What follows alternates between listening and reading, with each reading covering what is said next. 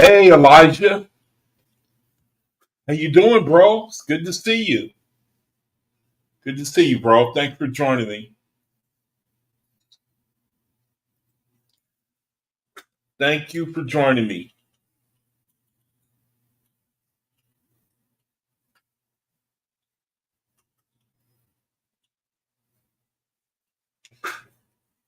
Okay.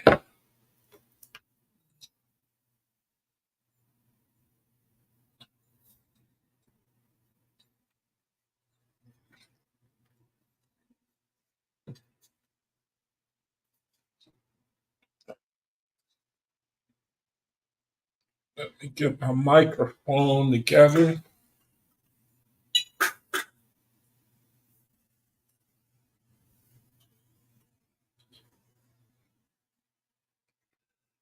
All right.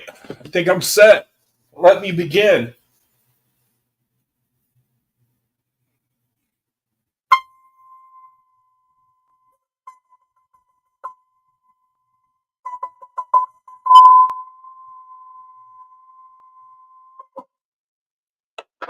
All right. Thank you for joining me. Brothers and sisters. Thank you for joining me.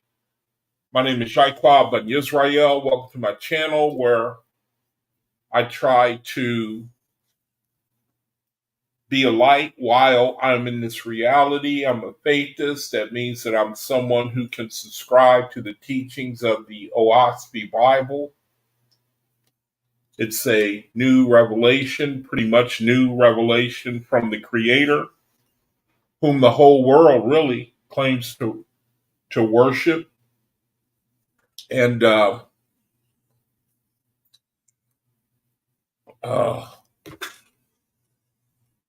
whom the whole world claims to worship.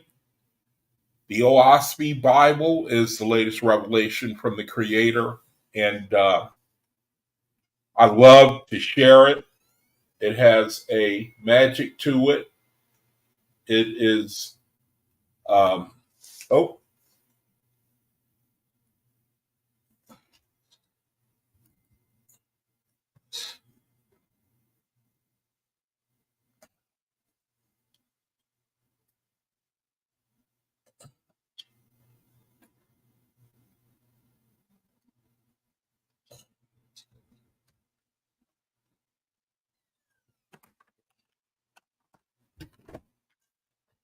sorry about that. My microphone went dead on me for a second.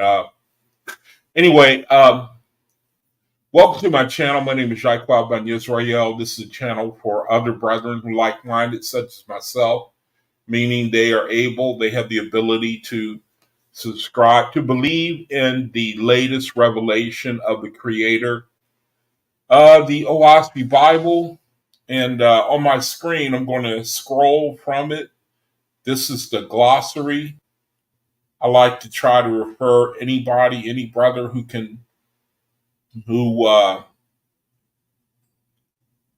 is new to the OAHSPE.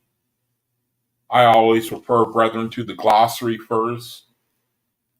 So I'm going to scroll in on the screen so that if there's anyone new to my channel, you're unfamiliar with the OAHSPE Bible, then at least you can get some sort of head start by reading the glossary of it. So I want to go ahead and scroll it as I'm doing my monologue. Thank you, anybody who joins me, who sees the video. Thank you for checking in with me uh, for fellowship's sakes. So I want to announce that I figured out a way. Lately I've been talking about AI, using AI to study the OAHSPE, talking about what an incredible blessing it is to be able to go through the whole OAHSPE, asking any type of question. All you're limited by is your own mind and what you can think to ask it. So what I've decided to do is I found a way where I can share, like even if you brother have a question about anything, I have a way that I can punch it in to AI and right here on real time while I'm doing my live, get the answer for you to uh, from AI. Uh, I found the creator gave me a way to where now I can show you on screen a question that you may have about something that is in the OAHSPE. It's got to pertain to the OAHSPE. I can enter the question into the machine and it will search the OAHSPE and it will give an answer. Now, it might not give it the way that you may want.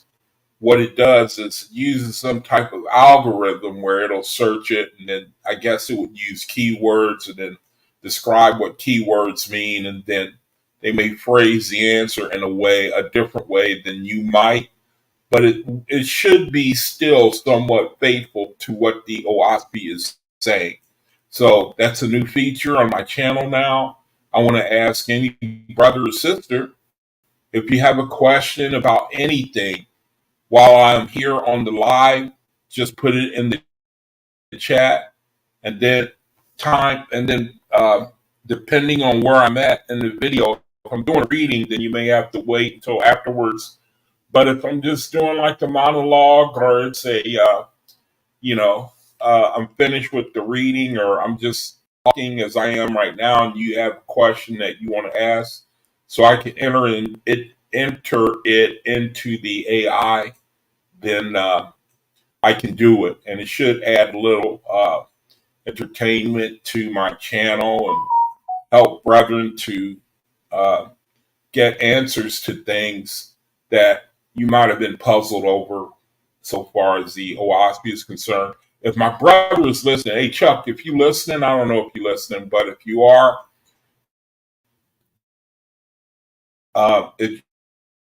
if you get a chance to talk to Mark, tell him that I accepted the call, but it just accepted the call, but I don't know what happened. So Chuck, if you listen, the next time you talk to Mark, tell him that for me if you would. I tried to call and tell him that something happened and wouldn't let me get through. So, or wouldn't let him. It wouldn't let. It wouldn't connect me for some reason. So, if you listen, Chuck. So, anyway, brethren, thank you again for joining me. You know, there's a big situation that I've been talking about last couple of days going on where we are affected, going on in the news. It's been on this. It's been the subject of a lot of the social media about the imminent hostilities ready to begin over in the Middle East, where Iran is made it known that they are ready to attack Israel for an assassination that took place a couple of days ago. And they have warned that this attack that they are planning for the nation of Israel is going to be more unique than anything that they have ever faced. And the world is watching because they know that it could be a beginning of a regional conflagration and it could draw us in. And so when you think about the confluence of events, you know that we're in a situation that we've never been in before. We're not used to this type of thing in this day and age where the world is no longer, there's no place on earth that is not immune from something that could take place the whole world away. Everybody is, um, what's a good word for local enough to be affected by the events that goes on in 1,000 miles away.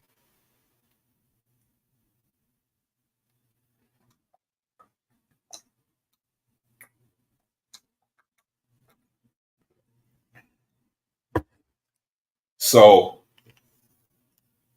for brethren who are faithists, we know that the OAHSPE, it talks about a new kingdom. It talks about the faithless kingdom. It talks about a time where the kingdom of man, it must pass away. And the kingdom of the Creator, it must come at some point. And we're in that time. And reading the OAHSPE, the Creator, he also said that there was going to come a time where he was going to greatly decrease the number of what he called, right here, coming up on the screen right now, the Jurges are the Drucks, or there's another word too. Hey, Flips! Good to see you, bro. Thanks for joining. So,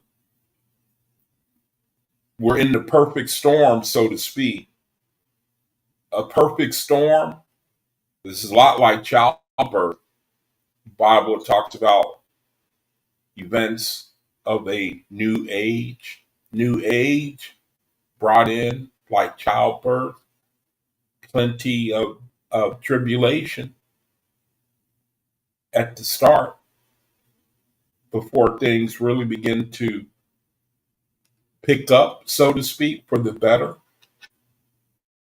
So, and in a few minutes here, somebody's getting ready to interrupt me because I made a mistake and ordered some groceries in the time period that I'm going to be doing the video, and I forgot about that. And so I'm sitting here waiting for him to actually get here.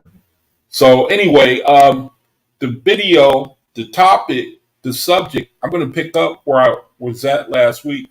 I was trying to share with a brother who, he's a Christian. And last week, I was talking to him and I was trying to really tell him what it was all about.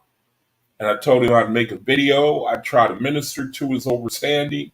And I didn't get a chance to conclude where I wanted to leave off. So I chose today to finish off the things that I wanted to tell the guy. And all of you already know what I'm going to read. I'm going to read from Ezra chapter 47, the story of Luamong, and I also found some other things talking about Luamong, the progenitor, the inspiration for Christianity. And it's a terrible thing, because I get the feeling that this is an amazing thing to me. If you pay attention to our reality, where people, they know that even if people don't pay attention to what's going on, and everybody should pay attention at least a little bit to what's going on around you, especially the faithists should pay attention, because we realize, see, we're born now. We're born, we ain't never going to be unborn. And so we're on our journey now. Everybody is on their spiritual journey now. From here, we just go, like the sister likes to say, onward and outward, I think is how she puts it. Onward and outward. Everything from here on out is onward and outward. Spiritually speaking, we in a situation where, we're really fortunate, faithists, brethren, that you're able to attain to hearing the Creator's voice. I realize I may be going in and out.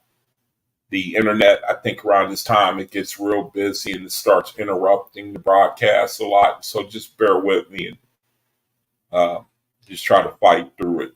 Should get better as we go along. So we realize I want to emphasize that we have a unique situation. And I think that in this, the atmosphere of the present reality is where spirituality and things like what we were talking about, it don't really mean a hill of beans to most people. And that's too bad, because we realize that the things we talk about on this channel and in our circle, our community, and our group, um, or whatever name you want to give to brethren who are like-minded, such as us, we know that we are involved with a situation that's going to affect the whole world. We talked about our spirit, talking about spirituality, talking about the Creator, and we know in our spirit that everybody, the whole world, is going to deal one way or another with the things that we're talking about here on the, like we are here on this channel. So, brethren, welcome again, and I want to repeat in case brethren don't, uh, if you didn't hear me already, I have a new feature on my video here where, and I'll be repeating it from time to time because I imagine brethren will be coming in later on, and I'd like to turn you on to a new feature that I'm gonna have in my room where I can show you the AI that I use to study with and to research with, and it's a big kick. I get a big kick out of it, and I'm going to share it with you, brother. If you have like a question you want me to ask it about the OAHSPE right here on the live, I can show you. After I get finished with the scrolling here, I'm going to show you how you can get it yourself. You can actually, I found a program where you can take the whole OAHSPE. You don't have to break it down into files. You can take the whole OAHSPE, man, and just upload this thing into this chat box, and then just go crazy asking any question that your mind can come up with. So after it gets finished scrolling here, I'm going to show you what I mean.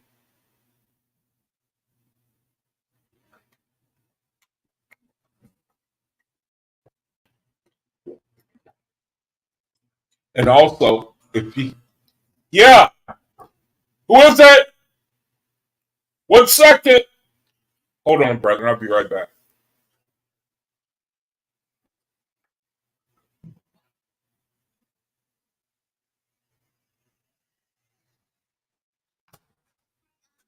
Oh, hi. How you doing?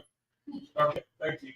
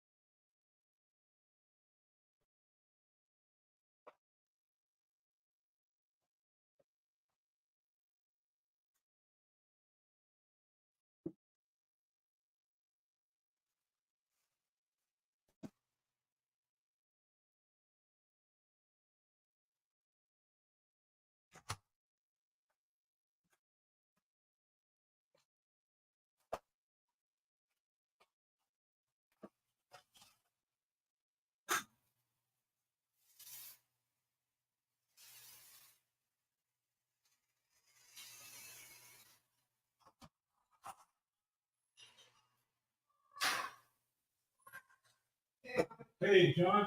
How you doing? All right. Yeah.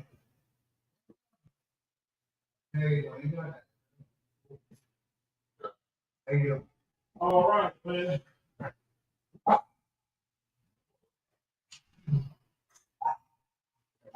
All of that. I'll see you later, man. All right.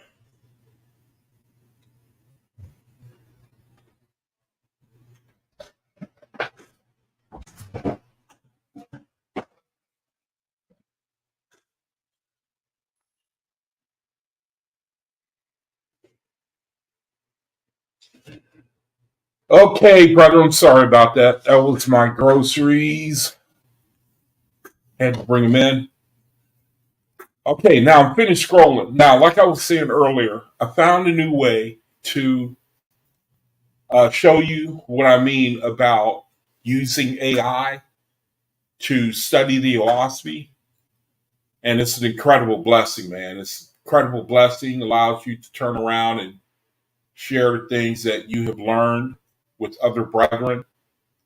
And what I'm going to start doing now, here it is right here. Let me fix the screen.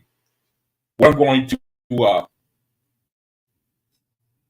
during my videos, what I'm going to start doing is encouraging brethren to, like, if you want to ask questions about anything concerning the OAHSPE and you want me to ask the AI to see what it'll say, then I want to encourage brethren to, put your questions in the chat, and then you will be able to see how it works together. I think it's a great blessing to be able to do that. We can learn together. So you should be able to see it on the screen right now. Now, I think that I think it freezes a lot. I don't know why that is, but it's still workable. Now, I've got the OAHSPE Bible loaded onto this thing, and I could do things like ask it questions. Let me fix my screen a little bit more. I think, see if I can squeeze it a little bit more to where you can see it. I won't be able to fully see the room. So let me fix it a little bit, because I want you to see how I want to try to inspire a brother to use this as a study tool. Now, interestingly, this is what we talked about. I just came upon this by chance. This is what we were reading last week. Now, just to give you an idea of how, how this thing works, or actually, let me just ask it a question. I'll just ask it a question. I have to get the screen full,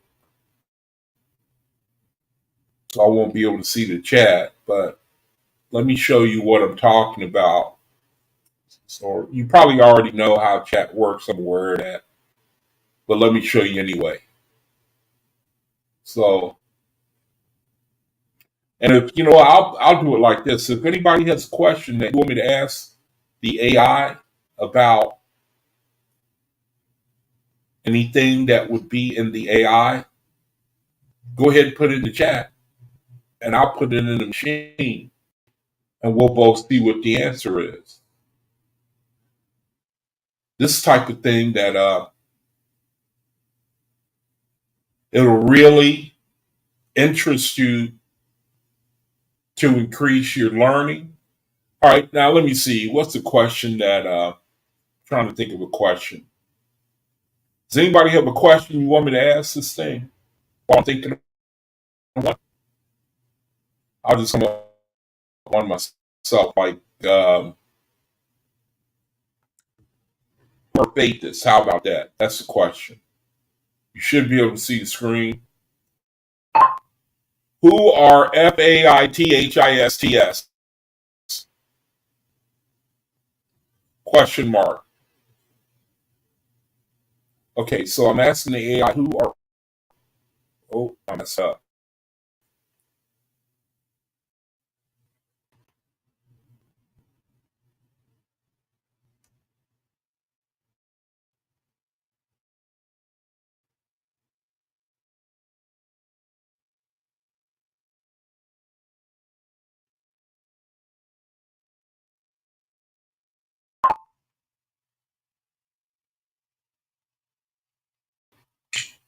You can't talk when it's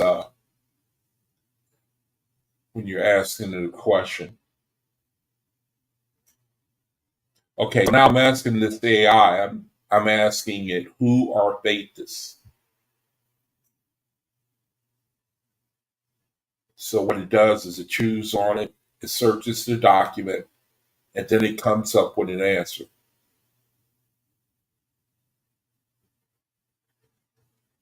So right now I'm just waiting for my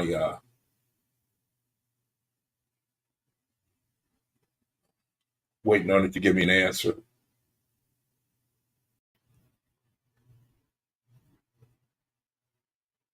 And sometimes it freezes too. I think because I'm running this live stream.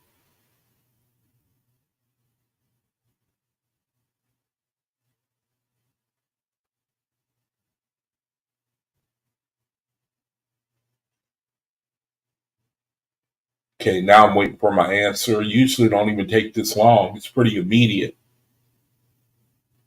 Okay, see, there's my answer right there. I hope you can see it on the screen okay. See how it's giving me my answer over here? So actually, I can copy it.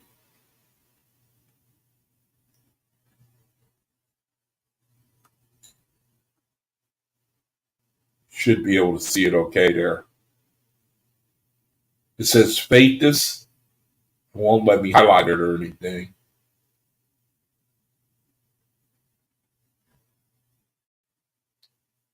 See if I can make it bigger.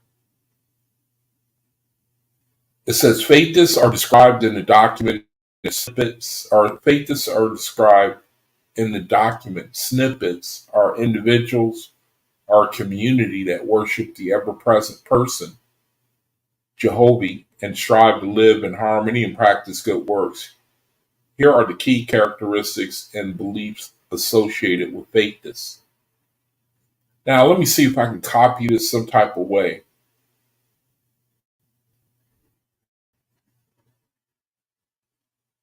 Let me see if it'll let me. It'll let you copy it. And see, I can copy it, and then I can go to my room,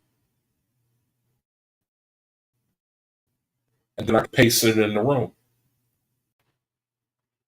and let everybody see it.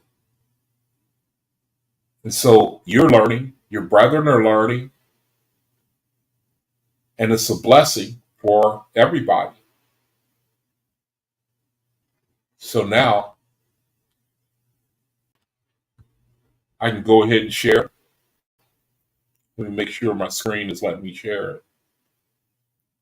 Hey, Dave, brother. Good to see you, bro. Good to see you.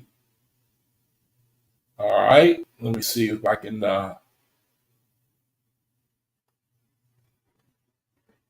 show my screen there.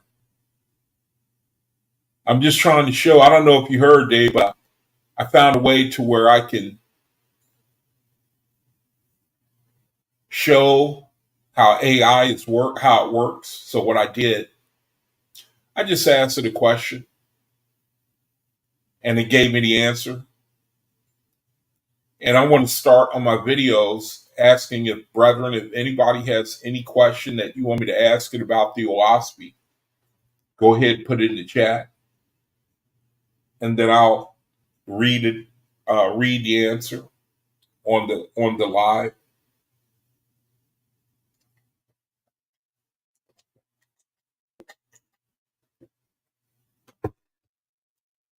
The question was, who are Faithis?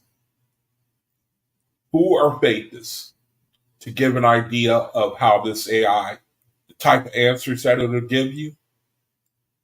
It says faithists, as described in the document snippets, are individuals or a community that worship the ever-present person, Jehovah, and strive to live in harmony and practice good works. Here are the key characteristics and beliefs associated with faithists. They believe in Jehovah. Faithists prioritize worshiping Jehovah. And you, brethren, tell me if you agree. It don't always. Well, this is a new chat program. I got rid of Adobe. I got rid of Adobe. And I think it was of the creator, man, because I got rid of Adobe. It can only do so much at a certain amount of time. You have to cut up the OAHSPE and then feed it into Adobe. And it's amazing how the creator works, man. I can't get over the creator, man. And, I don't know that he's the one inspiring me to do things. And it's the same for you, brethren, too. That's why I'm telling you this. A lot of times you don't know that the creator inspired you to do something until after you see the fruit of something. Now I got rid of Adobe thinking, it started freezing up on me and it wouldn't answer questions. And so I got rid of it and I went to look for something else and I came across this and I did it's called Chat Box. And I was looking for something that would let me upload the whole OAHSPE Bible at once. I was looking for a program that would read, it would search out, it would be able to research the whole OAHSPE as one file. And I found this program, I uploaded it, and I just went to town on it. And so I'm just trying to show you an example of how it goes. And in the Adobe, some of the answers, you had to watch it. Like when Brother Omian came on and he pointed out that the Ihuans were, I forget, it was an issue with the Ihens and the Ihuans. So you have to watch, really, you got to watch anything, when it comes to this type of technology. But mostly it's faithful. It's mostly faithful. So again, I asked the question, who are faithists, just to show you, give an example. It said moral and spiritual. It says it's describing the principles of who faithists are. It says they have moral and spiritual principles. They are characterized by their commitment to righteousness, peace, selflessness.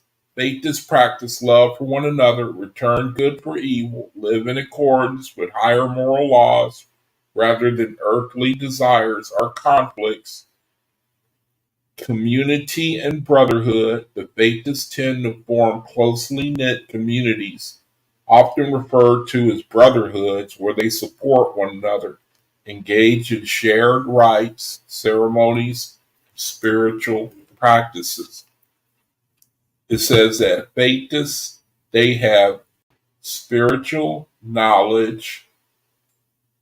Faithists derive their knowledge primarily from communication with angels and the divine, focusing on perfecting the soul rather than worldly pursuits. They are considered to possess a higher spiritual ascendancy compared to idolaters and infidels. It says that they increase in numbers over time. The faithists have grown in number as seen in regions like Jaffa. Isn't that China? Arabia, isn't that Africa? Middle East area? Benue, isn't that India? And Guatemala, isn't that America? Where millions of faithists engaged in collective good works for the benefit of the poor.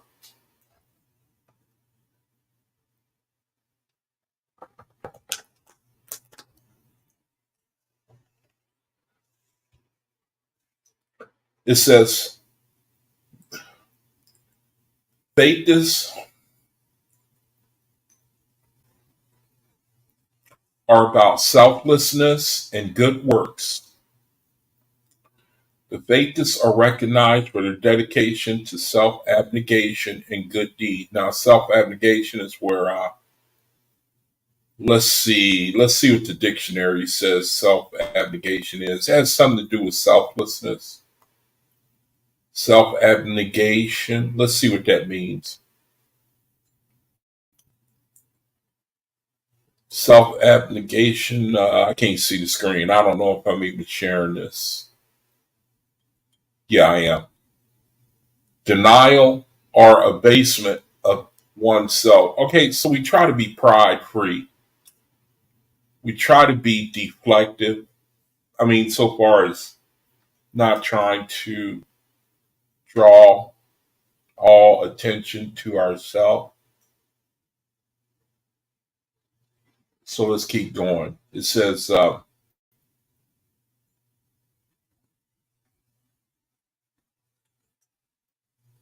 selflessness and good works. The faithists are recognized for their dedication to self abnegation and good deeds, which are seen as vital to their spiritual life and advancement. They prioritize actions that benefit others over personal gain. See, this is the new reality. Really, this is the new reality. In short, it's like to create. Oh, I'm not sharing the screen. Hold on a second. Really, this is like the new reality. What I'm reading right now, because right now we're in the age of materialism and vanity and greed and lust and the works of the flesh and the Creator. You can see his plan now. His plan was to let us learn our own self, that we would rather choose the light of the Creator over the law of man and his self-ruling governments. I mean, his governments, his republics, his anarchies, his systems of government is what I'm trying to say. It's like the Creator, he given us the opportunity to choose what side you want to be on. So that's why we're witnessing the events of the world. We're seeing the imbalance that's in the world. We're seeing how a reality, we're seeing how a kingdom like this, it cannot go on. As long as there, a government, it was inspired by the Creator to serve the people. But we live in a situation where the government serves itself and its own interests. You see a very good example of that the other day when the Israeli prime minister came over here, and they're still talking about it, how he fix my microphone here.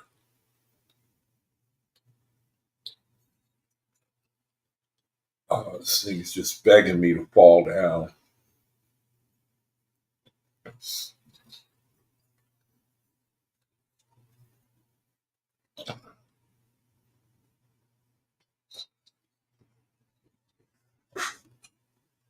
Oh man. Okay. Well, we seen a good example of that the other day where the Israeli prime minister, he came over here and he spoke to Congress, and they gave him an ovation 58 times. And I think he spoke for like an hour. They gave him 58 standing ovations. And I gotta fix this mic.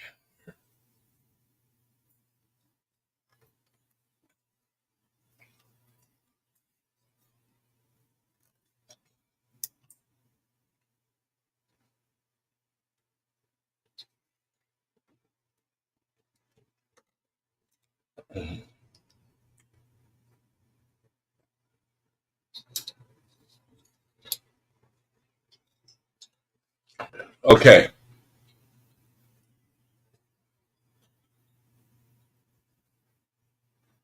They gave him 58 standing ovations because for a long time now. Everybody, the whole people who watch what's going on, you know, uh, with the government and everything, they know that there's political. Uh, they know about the corruption in our government. Everybody knows it's nothing new there. And we're at a point where our government, it doesn't serve the people. It's about serving foreign interests. It's about serving the lobbies that give them money. And the creator says that when the government does that, when it serves itself instead of serving the people, then it's got to go. And for a while now, we've been in the process of watching the decline of this government.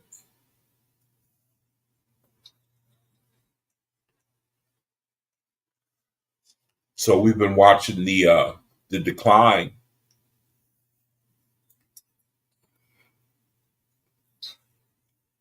Can't make this thing act right.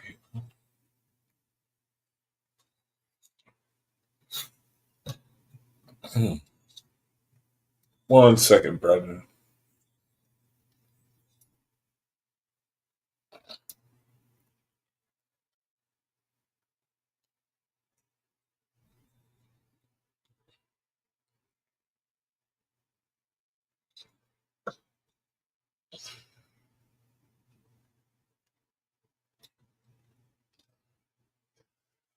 Okay, let's see. I think that'll work. No.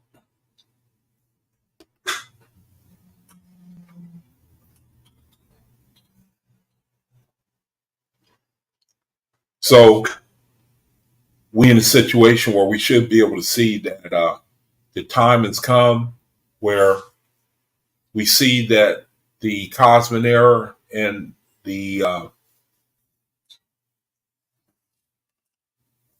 end of this man's kingdom and the beginning of the creator and the manifest kingdom of God on earth is pretty much on the is beginning to what's a good word for germinate. Is we can see with our third eye that the light is going to expand. It has to expand because the imbalance is so great now. You got people. I was looking at a video even before I came on the video here where it was talking about something going on in India or Bangladesh, the overthrow of the prime minister there, and showed her getting on a helicopter to get the hell out of there. I don't know if you brethren have heard about the situation in the UK where there are pretty much race riots breaking out over there. We have a situation in the over in the I don't have to tell you, I think that you brethren probably have an idea that it's no coincidence that there's a great destabilization going on right now.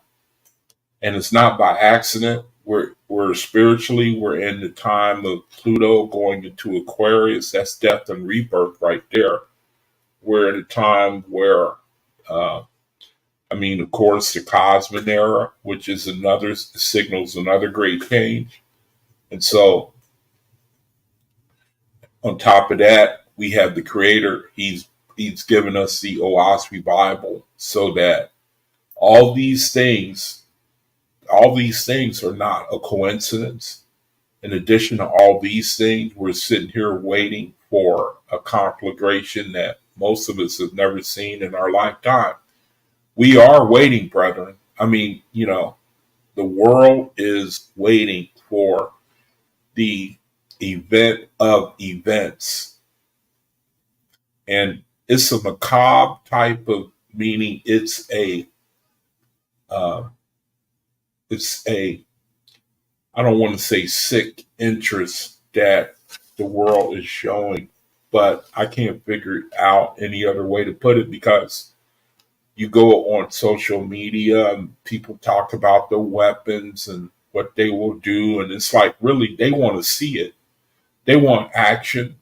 They tired of the baby bored and want to see something happen. And I really get the feeling that that's the way the world thinks. They want to see action, man. You know, just like in the days of Noah. Now, the biblical account is problematic, but the principle behind it is how there's always only a few brethren who they get delivered. I was reading in the OAHSPE, and it talked about how the beast kingdom, it always takes the majority of the harvest. The beast kingdom, religion. I'm doing part two in an effort to witness to my friend. I'm going to read the account of Luamon, Esther 48. I think I'll start at 47 just to show you, brethren, well, really, I'm gonna try to witness to him to get him to see the story of Christianity. I know I'm going to bore you, brethren, with that account. I know you've read it thousands of times. But anyway, the definition of faithists and what they're all about. Number 7, it says their central role in spiritual progression, maturing, elevating in our spirit. The document suggests that faithists hold a special status as the chosen people in the cosmic era, destined to bring peace and harmony to the world through their faith and practice. In conclusion, faithists are depicted as spiritually advanced group committed to divine principles, serving as models of righteousness and community for others in their pursuit of a harmonious and loving society. You see, that's the only way that, I mean, if if if this didn't exist, if the kingdom of man as we see it today was the only kingdom, then the creator, he wouldn't make sense. Why would he create something that's bound to fail? I mean, that's endemically bound to fail, where you have acrimony, you have hatred, you have imbalance, you have division. That should tell you you cannot, whatever kingdom is ruled by those principles cannot make it. It cannot make it. In order for a kingdom to be everlasting and fulfilling, and where men can serve one another, it has to be according to faithist principles, where there is no king needed, there's no taxes needed, it's a free market if you ever seen one. Elijah.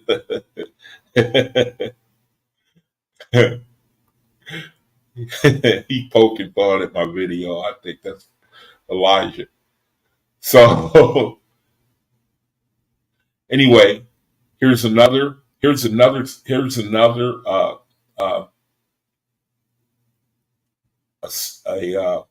another post that I got from the AI program. And again, while I'm here on the video, if anybody has a question that you want me to insert in the AI program, just put it in the chat. And if I'm not doing the reading, or if it's like a time like now where I'm doing the monologue, just go ahead and put it in there and I'll read it and we'll get the answer to it together. Now here's something else that I found out, or something that an answer I got from a question that I was asking it. And it said, can you elaborate? Hey, Nazarene. Hey, brother. Thanks for joining us. Hey, Sanat. Hey, Sanat. You want me to ask when will the world end? All right, hold on. I'm going to do it because this file, it operates off of the whole OAHSPE. The whole OAHSPE. The program I had before, I had to break up the OAHSPE into files. It could only do a file at a time. So let me go ahead. I'm going to ask it. Hold on. Internet is cutting in and out on me.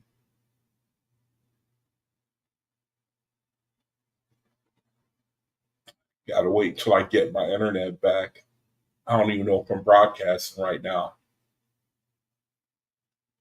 It's saying that my internet is messing up on me.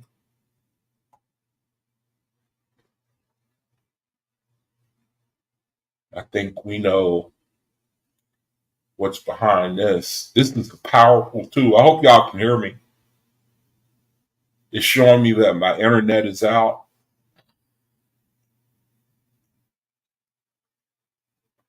Won't let me share it.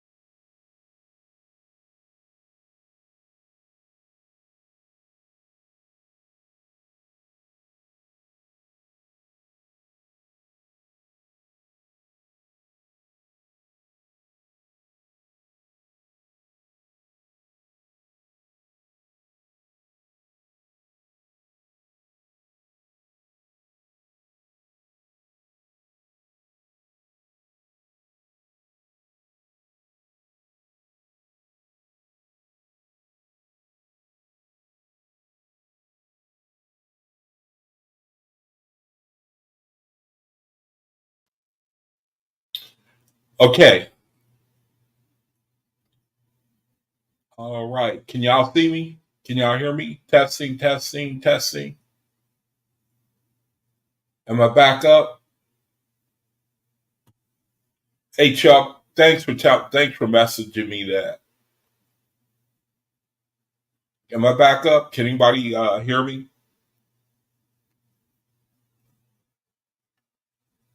All right, thanks, Dave. Hey Chuck, thanks for sending me that message. Do me a favor, if you talk to Mark, tell him that all right, thanks, Chuck. Do me a favor, bro. If you talk to Mark, he tried to call me before I came on, and I accepted the call, but it just clicked off. You know how you have to press a 0 or 1 to receive the call, and I hit 0, but it just clicked him off. So if you talk to him, tell him that I accepted the call, but I don't know what happened. So anyway, ASNet said, "Ask AI when will the world end." I'm gonna do it. Okay, thanks, Chuck. Now, here's the program I was talking about. Let me see. I got to share my screen so you can see it. And I think it's going to be able to, I'm going to have fun with this. If y'all have a question you want me to ask it, I got to share my screen first. So if y'all have a question, anything that you want me to ask the OAHSPE, go for it. All right. So now, Aisna said, ask it, when will the world end? It might give me an answer too. It's not going to answer it, but I'm going to ask anyway just to show y'all how it works. Okay, so I'm still trying to learn how, I'm still learning this thing, but I'm getting a handle on it. Okay, now I think you can see it. In the lower right hand, when will the world end? No.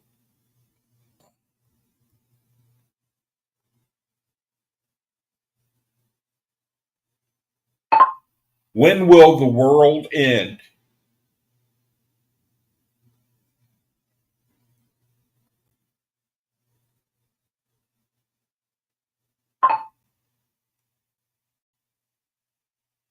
Okay, I just punch it in.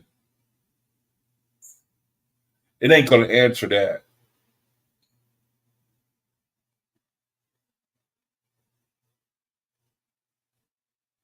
I don't think it's going to be able to answer that question, but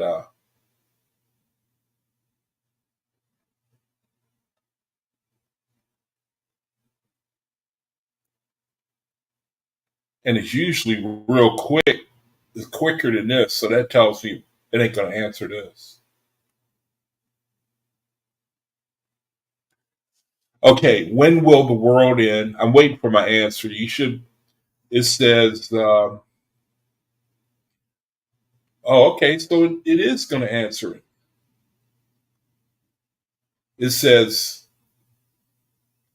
the document. Can y'all see the answer there? The answer is over here. I can't highlight it or anything. It says the document OAHSPE, Practical Guidebook to Spiritual Life, does not provide a specific date or definitive timeline for the end of the world. Instead, it speaks, which it does. See, actually, the OAHSPE does, but this is AI. It says it speaks of the cyclical nature of existence, including the rise and fall of civilizations and the evolution of spiritual beings. It suggests that various eras or ages will continue to unfold with significant transitions.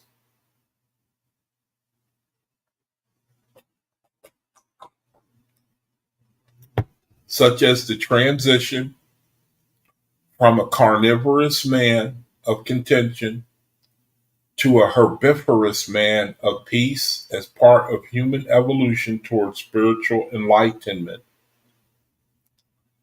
It says the narrative reflects a belief in a progression toward a brighter future, referred to as the era of Cosmin. It says rather than an outright end, it emphasizes the responsibility of individuals to engage. You know what I should do? I should have copied this. Let me copy this and put it in my room. It'll be easier for y'all to read. I think it'll be easier for y'all to read. So let me put this in my room so at least we can read it. We can read it better together.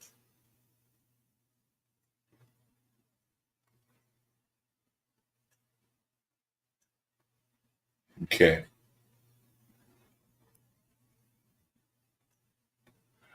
Okay, so it says, Asenath asked me to ask it, when will the world end? And here's the answer it gave me. It says the document OAHSPE, Practical Guidebook for the Spiritual Life, does not provide a specific date or definitive timeline for the end of the world.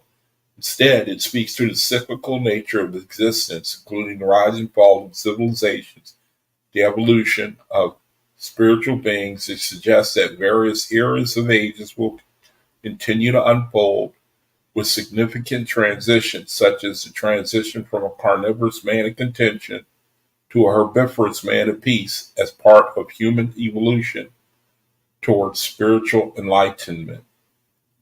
It says, the narrative reflects the belief that in a progression toward brighter future, referred to as era of cosmic, rather than an outright end, it emphasizes the responsibilities of individuals to engage in acts of righteousness and foster a personal relationship with the Creator, indicating that spiritual enlightenment and harmony are the ultimate goals rather than impending doom.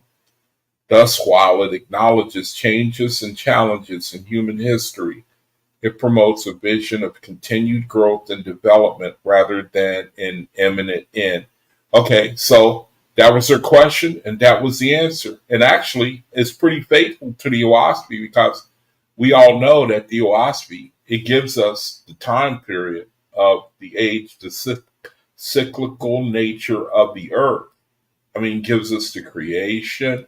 It gives us the time of the I mean, when I say the creation, I mean the forming of the earth, how the earth was formed, the cycles of the earth, what happened before man came, the vegetable, animal kingdom, the creation of man, the maturing of man, the declining of man, the dissolution of man and the planet, and then it begins all over again. And it speaks of about another 72,000 year period before the earth will go into dissolution, if I'm not mistaken. But you see how fun AI can be? So it's time for the reading of the word. I'm a little late. Let me see, Dave. What was Luamon's purpose? Okay, if you brethren keep it up, I don't have to do the reading. I mean, we all know the reading anyway. See, that's what I want to turn the room into. I want to make it totally interactive. I don't want to be doing all this talking all the time. You know, I want you acing that 2030. You know, I've seen that bounced around a lot too. You know, Dave said, what was Luamon's purpose? Okay, so I'm going to ask it that. See, that's the direction I want this channel to go in. I want it to be thoroughly interactive. I want it to be thoroughly faith driven, not me. Someday that's going to happen, man. You brethren, you're going to take this channel over, and I'm going to just sit back and listen. I'm going to love it too. Okay, now Dave, he said, what was Luamon's purpose? All right, so let me ask it that. It's a good question. I want to see the answer to this. I want to see that. What was Luamon's purpose? Oh, shoot. It don't know how to spell it.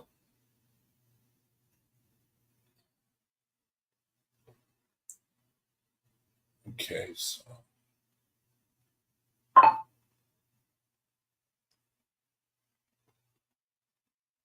let me correct that then.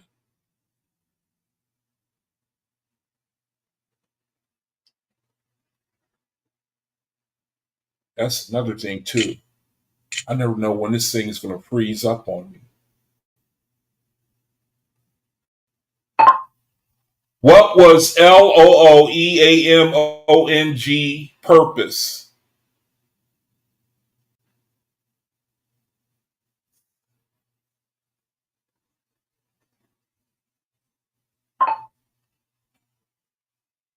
Okay, Luamon's purpose. Let me see. Let me copy this too so I can put it in the room. No, I don't think you brethren can read it real well. So let me copy this and put it in my room. Now, do you brethren see why your little alert be going off all night? Your Facebook alert? Now do you see? Because that's me having fun with AI. That's me having fun reading what I'm learning and sharing. That's why at 2 and 3 in the morning, you hear that little alert go off when somebody is sharing a post. Now do you brethren see why? I think that the creator, I mean, he just makes it fun. I remember those Bible studies, man, and when I was in Christianity, and oh man, it was like I wanted to be there, but I would just dread it at the same time. All that dry reading. And so here's Dave's question. It says, what was Luamong's purpose? It says, Luamong's purpose, as depicted in the document OAHSPE Practical Guidebook to Spiritual Life, appears to be revolved around the pursuit of power,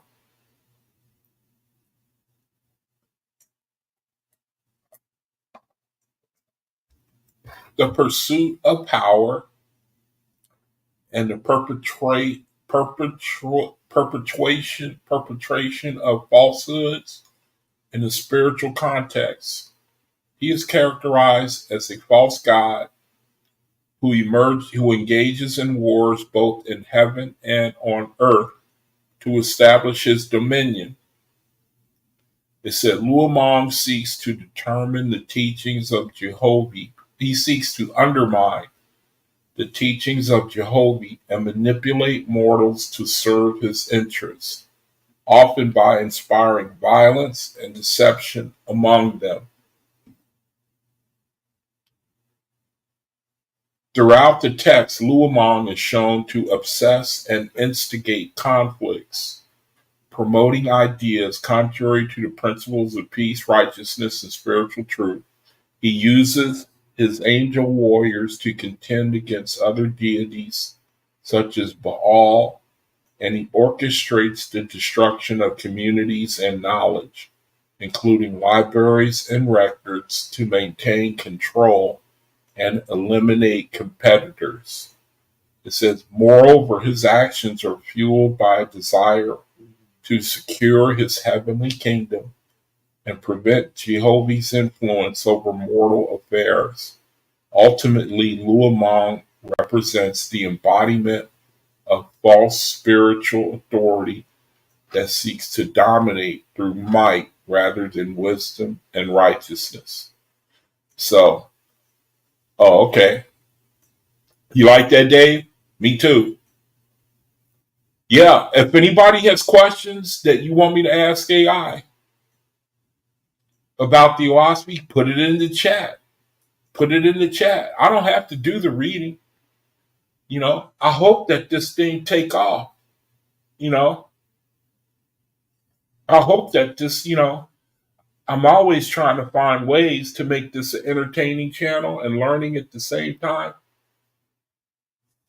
I think that this is the way learning was always supposed to be, man. You're supposed to have fun. I think you really, you know,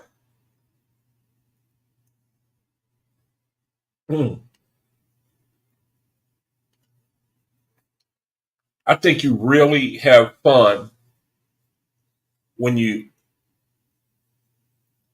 this thing won't quit.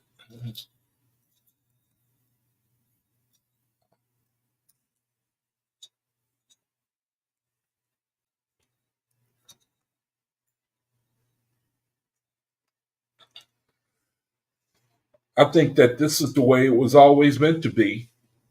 When you have fun, it ain't really. I mean, this when you have fun, it's easy to learn. Let me see. Elijah says, Lumon going to be here longer than any other false deity has ever been to redeeming themselves and their subjects. Now, see, let me see. I have a question. Now, I have a question for AI. Let me see. My question. My question is, um, let me see. I want to know. Let's see. Uh-oh, I'm crashing again. I'm crashing again. Hi, Jamia. I don't know if you can hear me. I think I'm ready to crash again. Nope, it brought me back. I think that when you run this AI with this live, it causes problems. Hey, Jamia, Mahalia, good to see y'all. I'm introducing y'all to. I found a way. The creator gave me. He let me find a way to show you AI and how I be using it to study. So I just been asking brethren, like if you have a question about the OAHSPE and you want me to ask this thing any questions concerning the OAHSPE, go ahead, put it in the chat. I'm already way past the reading, but this is what I want the room to turn into. I want to somehow involve you, brethren. And, I don't want to be the one all talking all the time. I want to try to include y'all. I think it's important for us to interact with one another. Now, if y'all have a question, anything you want me to ask it, and if nobody has anything for me, then I'm just going to the reading until it's time to close it out. So now I had a question. I wanted to ask it. And my question was going to be, see, you see, I'm reading Nazarene's post. He says, it's time of destruction and rest, planetary. Oh, okay. You're talking about the cyclical nature of the earth. Yeah. I mean, you can see the creator's plan. It's a beautiful plan. He wants to raise up children to himself. And it's just like life. You're born, you start to grow, you start to mature, and from then on out, for the rest of your existence, you never die again. You just go, like Jamia likes to say, onward and outward. We're here, we're born now, we're on the earth. And for brethren who want to begin their journey early, then they just start doing it and beginning their journey early so that from here on out, you're just constantly progressing, constantly ascending forever. That's our march. And we have brethren who might not begin their journey till maybe even after they leave this reality. Now, let me see. My question is let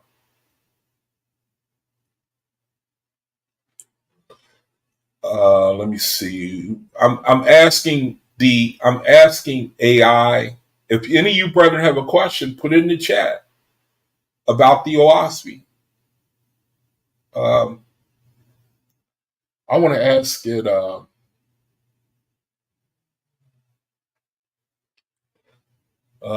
Let's see. How about this? Did Looeamong regret what he did?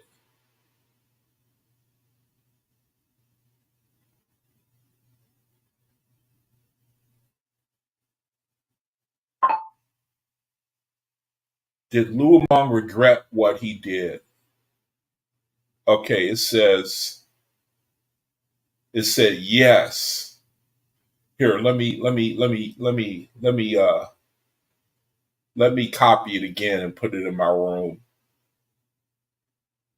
so that it'll be easier for y'all to read.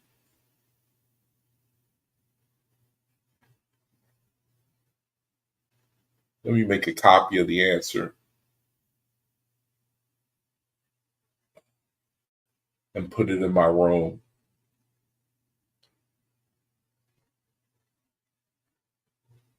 So my question was, did Luamong regret what he did?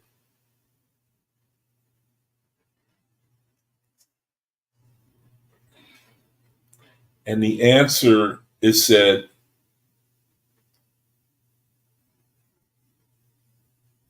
did Luamong regret what he did? And it says yes. Luomong did exhibit a sense of regret for his actions. The text recounts how Luomong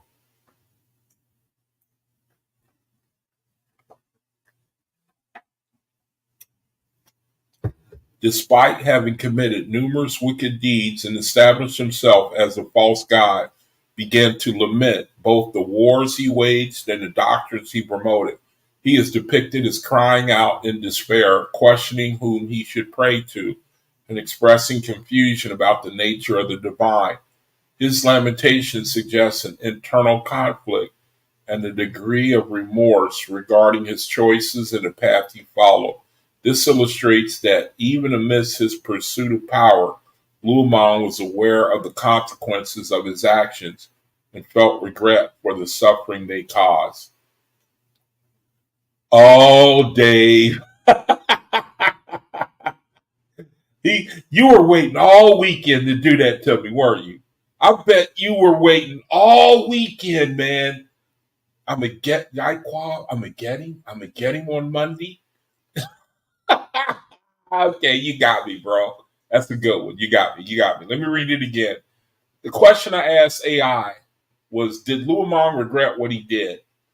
And it says, yes, Luomong did exhibit a sense of regret for his actions. The text recounts how Luomong, despite having committed numerous wicked deeds and established himself as a false god, began to lament both the wars he waged and the doctrines he promoted. He is depicted as crying out in despair, questioning whom he should pray to, and expressing confusion about the nature of the divine.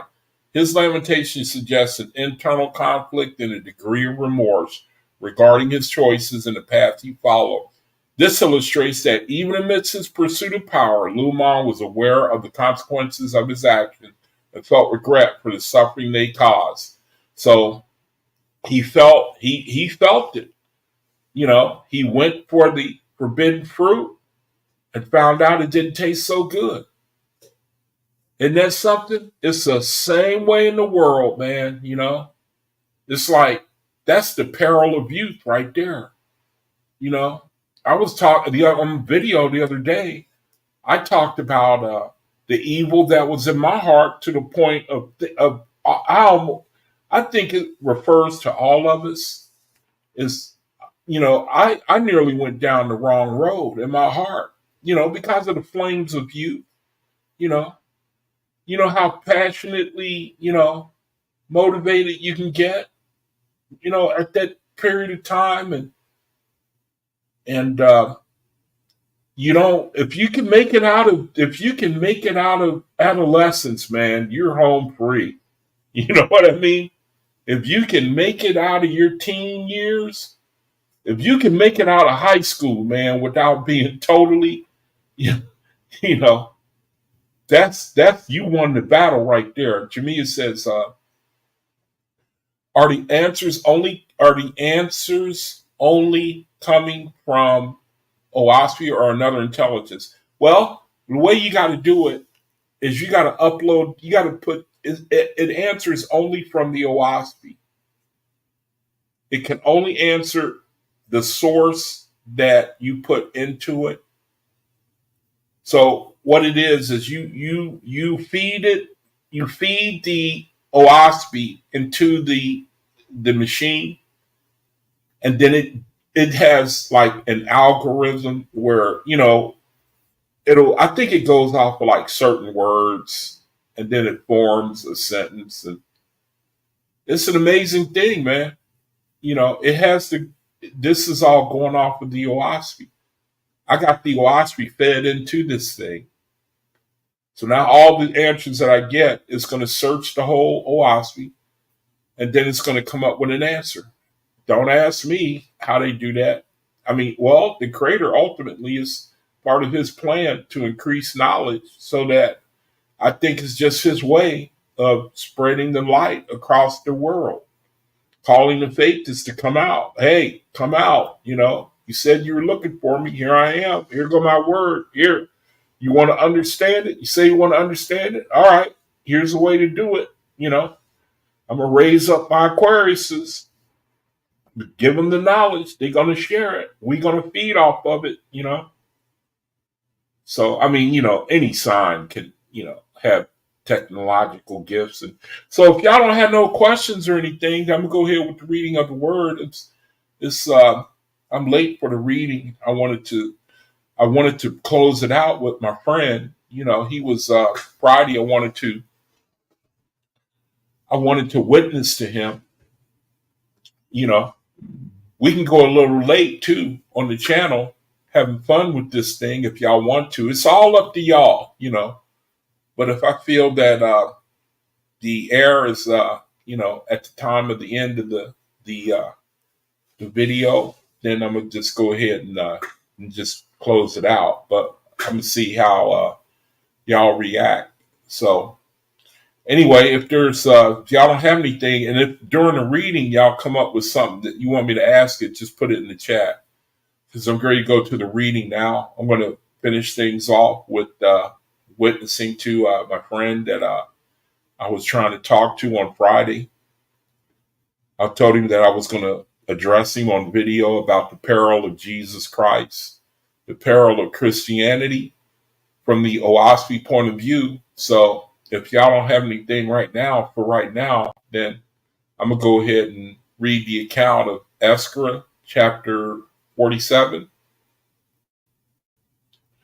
Of Esther 47 and read the story behind Christianity.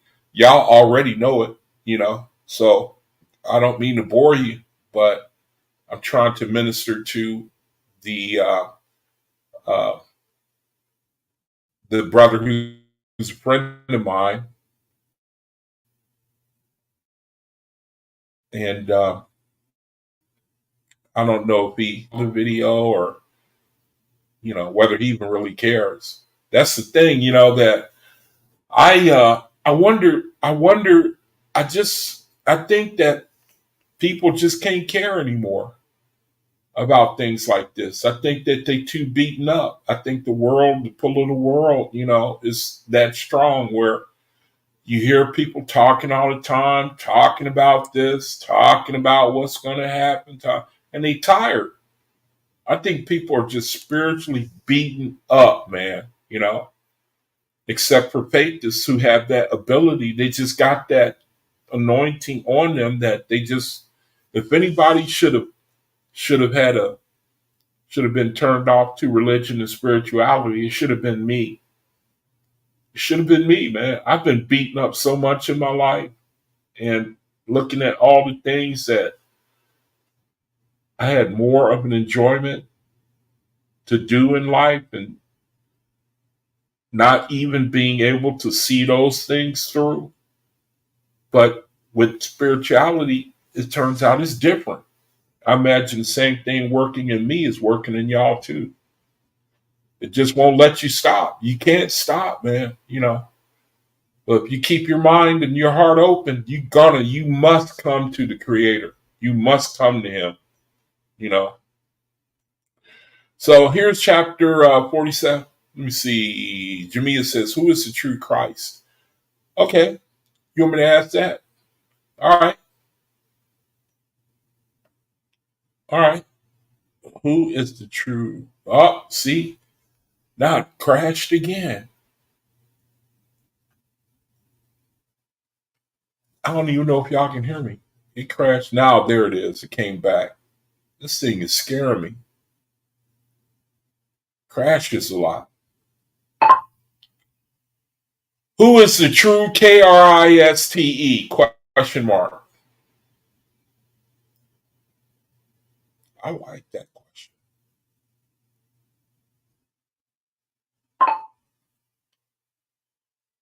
Who is the true Christ? Okay, it says here. Let me put it in the room again so y'all can read it. Put it in the room again. Okay. I want to hear the answer to that question too. Okay. No, I beat you to it, sis. See, you guys are trying to. No, I beat you to it, Dave. I beat you to it, brother. You're losing a step. You and Jamia. No, plus y'all didn't give me enough time. See? You didn't give me enough time. You thought you had me, didn't you? You thought you had old Yaiquab. See? Okay. Who is the true Christ? This is from AI. It says the true Christ is presented in a OAHSPE Practical Guidebook of the Spiritual Life is depicted as a concept rather than a singular human figure. Oh, I like that. I can deal with that. I can deal with that. Yeah, I can deal with that. The doctrine emphasizes that true knowledge and understanding come from Jehovah, the Creator, who is described as the ultimate source of all knowledge. Several passages indicate that any being or entity claiming to be all knowledge, including the false gods like Luamon, is deceiving others. It says the text critiques various mortal sects that profess allegiance to different interpretations of Christ, but ultimately fail to embody righteousness and good works. Instead of a dictatorial figure, Christ is portrayed as an embodiment of wisdom and guidance, promoting a proactive approach to spirituality focused on personal growth, love, and responsibility. In essence, the true Christ is aligned with the notion of universal truth and divine wisdom that fosters spiritual freedom and collective growth, reflecting the teachings and essence of Jehovah rather than individual or historical figure. I like that. Yeah, concept. Yeah, you could. You it could.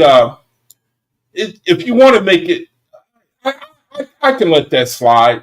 But if I was dealing with somebody who was stuck on it, then I would flesh it out with them. You know what I mean? Because the creator is not a concept. Yeah, that was a good catch, Jamia. I'm with you. See, Elijah says. Uh, He says there is uh there is at least 40. Yeah, that's right. Yeah, saviors, right? Yeah, actually, yeah, I'm with you. I'm with you. I think that just like Asenath, that verse, remember that verse she showed us? Uh, where was it at? Where was it? Savior shall come upon Mount Zion or something like that. Okay, Nazarene says he says uh okay. He says, what is the Eoptian age? Okay. What is the Eoptian age? All right, let's ask it then. What is the EOPTIAN age? Question mark.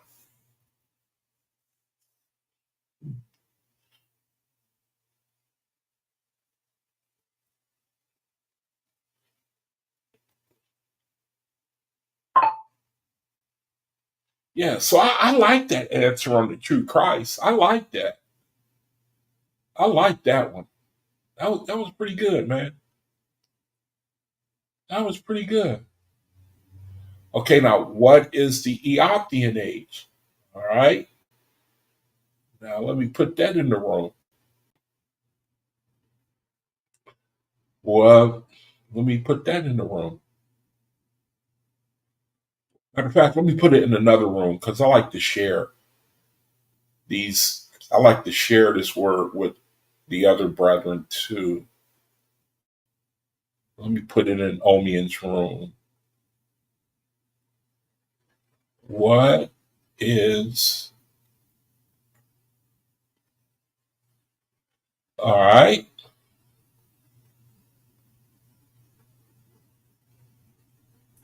What is the Eoptian age? Okay. Who is it? Who? Come in. Come in. Come in. Yeah, remember me with Doug? Remember me? Oh, how you doing, man? Give you my phone number. Oh, really? Write it down. Yeah, because I want to get with you so you can I can get some pointers for you about.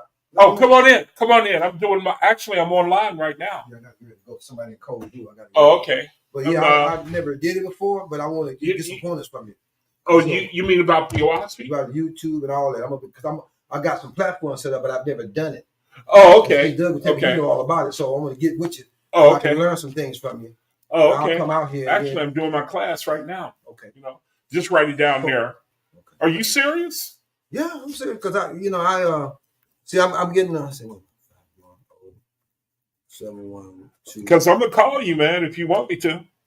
Okay. Captain. Do you have time to come over so I can show you Well, I will, but right now I gotta go. My girl's in cold blue right now. Okay. So yeah, you gotta get out. Give me your number too, also. Oh, okay. Then we'll what's she in cold blue for? She's in a coma. Oh my goodness, man! I had this crazy stuff going on, so I gotta hurry up and go. Oh, okay. She's at the hospital with her now. Okay. She just was crying and telling me she's in cold blue. Oh, that's a 55-inch screen there, huh? Huh? 65-inch screen or 55? Yeah, 65. That's what I ordered. It's worked better for doing this with a bigger screen. Well, yeah, it's easier to interact with your own computer. And okay, man. Okay, I appreciate you coming over, man, and wanting to know about this stuff. Okay, then. It's at a time like this, you really should learn about this stuff. Okay. That's my name, Yaikwab, and that's my number. Yaikwab. Yeah. Yeah. Can you read it? Okay. Well. Yeah. Just let me spell it another way. Okay. Another way. Yai. Like Yai. Quab. Yikes. Quab. I just did it like that. All right. Yai. Quab. Yeah. Okay then. We'll okay, talk. Man. We'll definitely talk. I've got to get out here right now. Yeah, get out. Yeah. And then I'm gonna get with you. Well, I'll be back out here. I gotta go. Okay. But, okay. And then because I'm getting me a setup in my place like you do. I'm gonna get all this up, but I never done it before. Okay. That's why I want to talk with you. Well, I'm right here, man. Okay, yeah, thank you, brother. All right. Okay. Take care. All right. Take care. Okay. Oh. Wow. His daughter is in cold blue. She's in a coma. You see how it worked? Remember I was telling y'all how it seemed like that was the first time that he's come over here.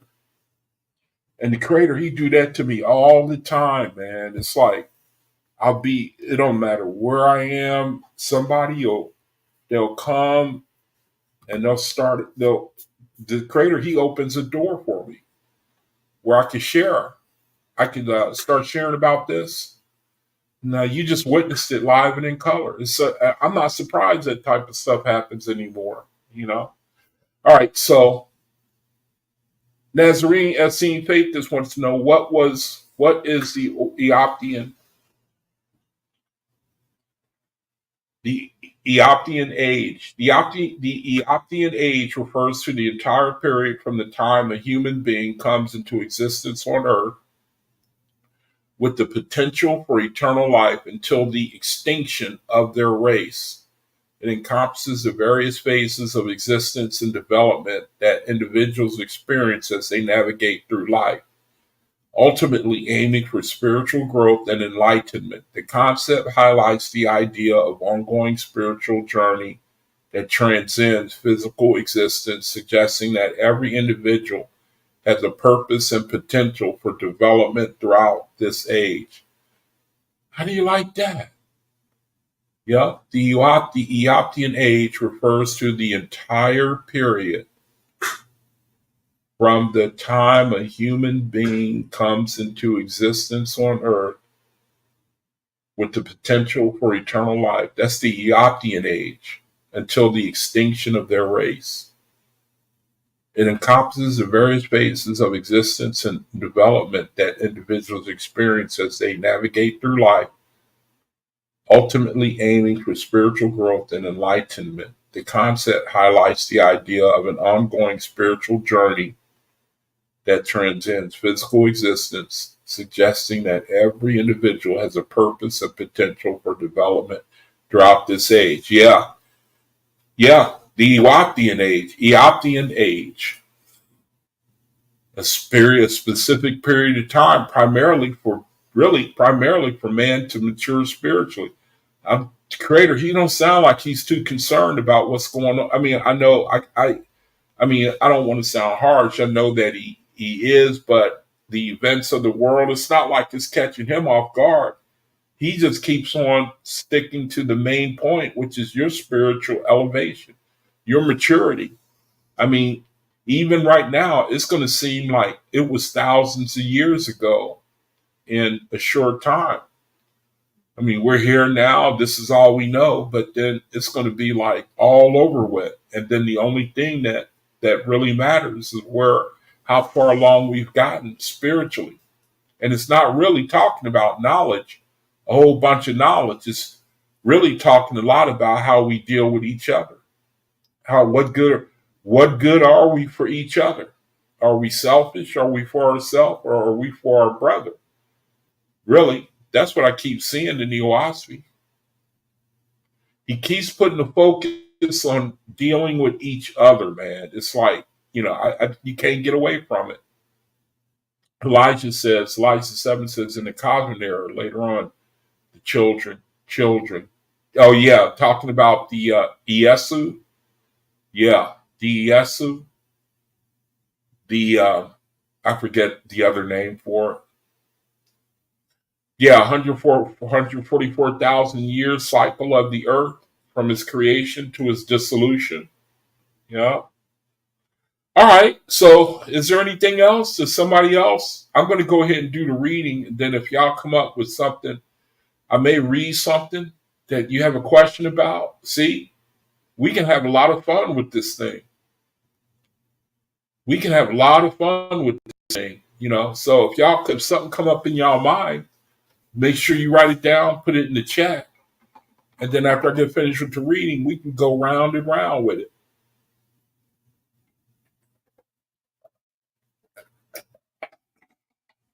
Man, you see how that brother came over? That happens all the time. I'm telling you, man.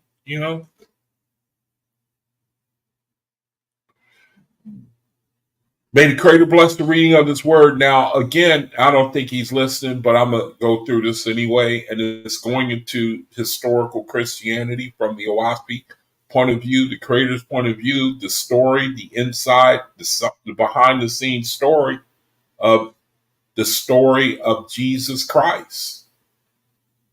The false, the deceptive one, the deceiving one.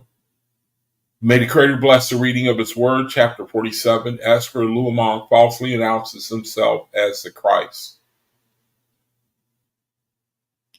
The Lord said, "Behold, it came to pass as has been foretold by God, Jovi's son, the trying lie."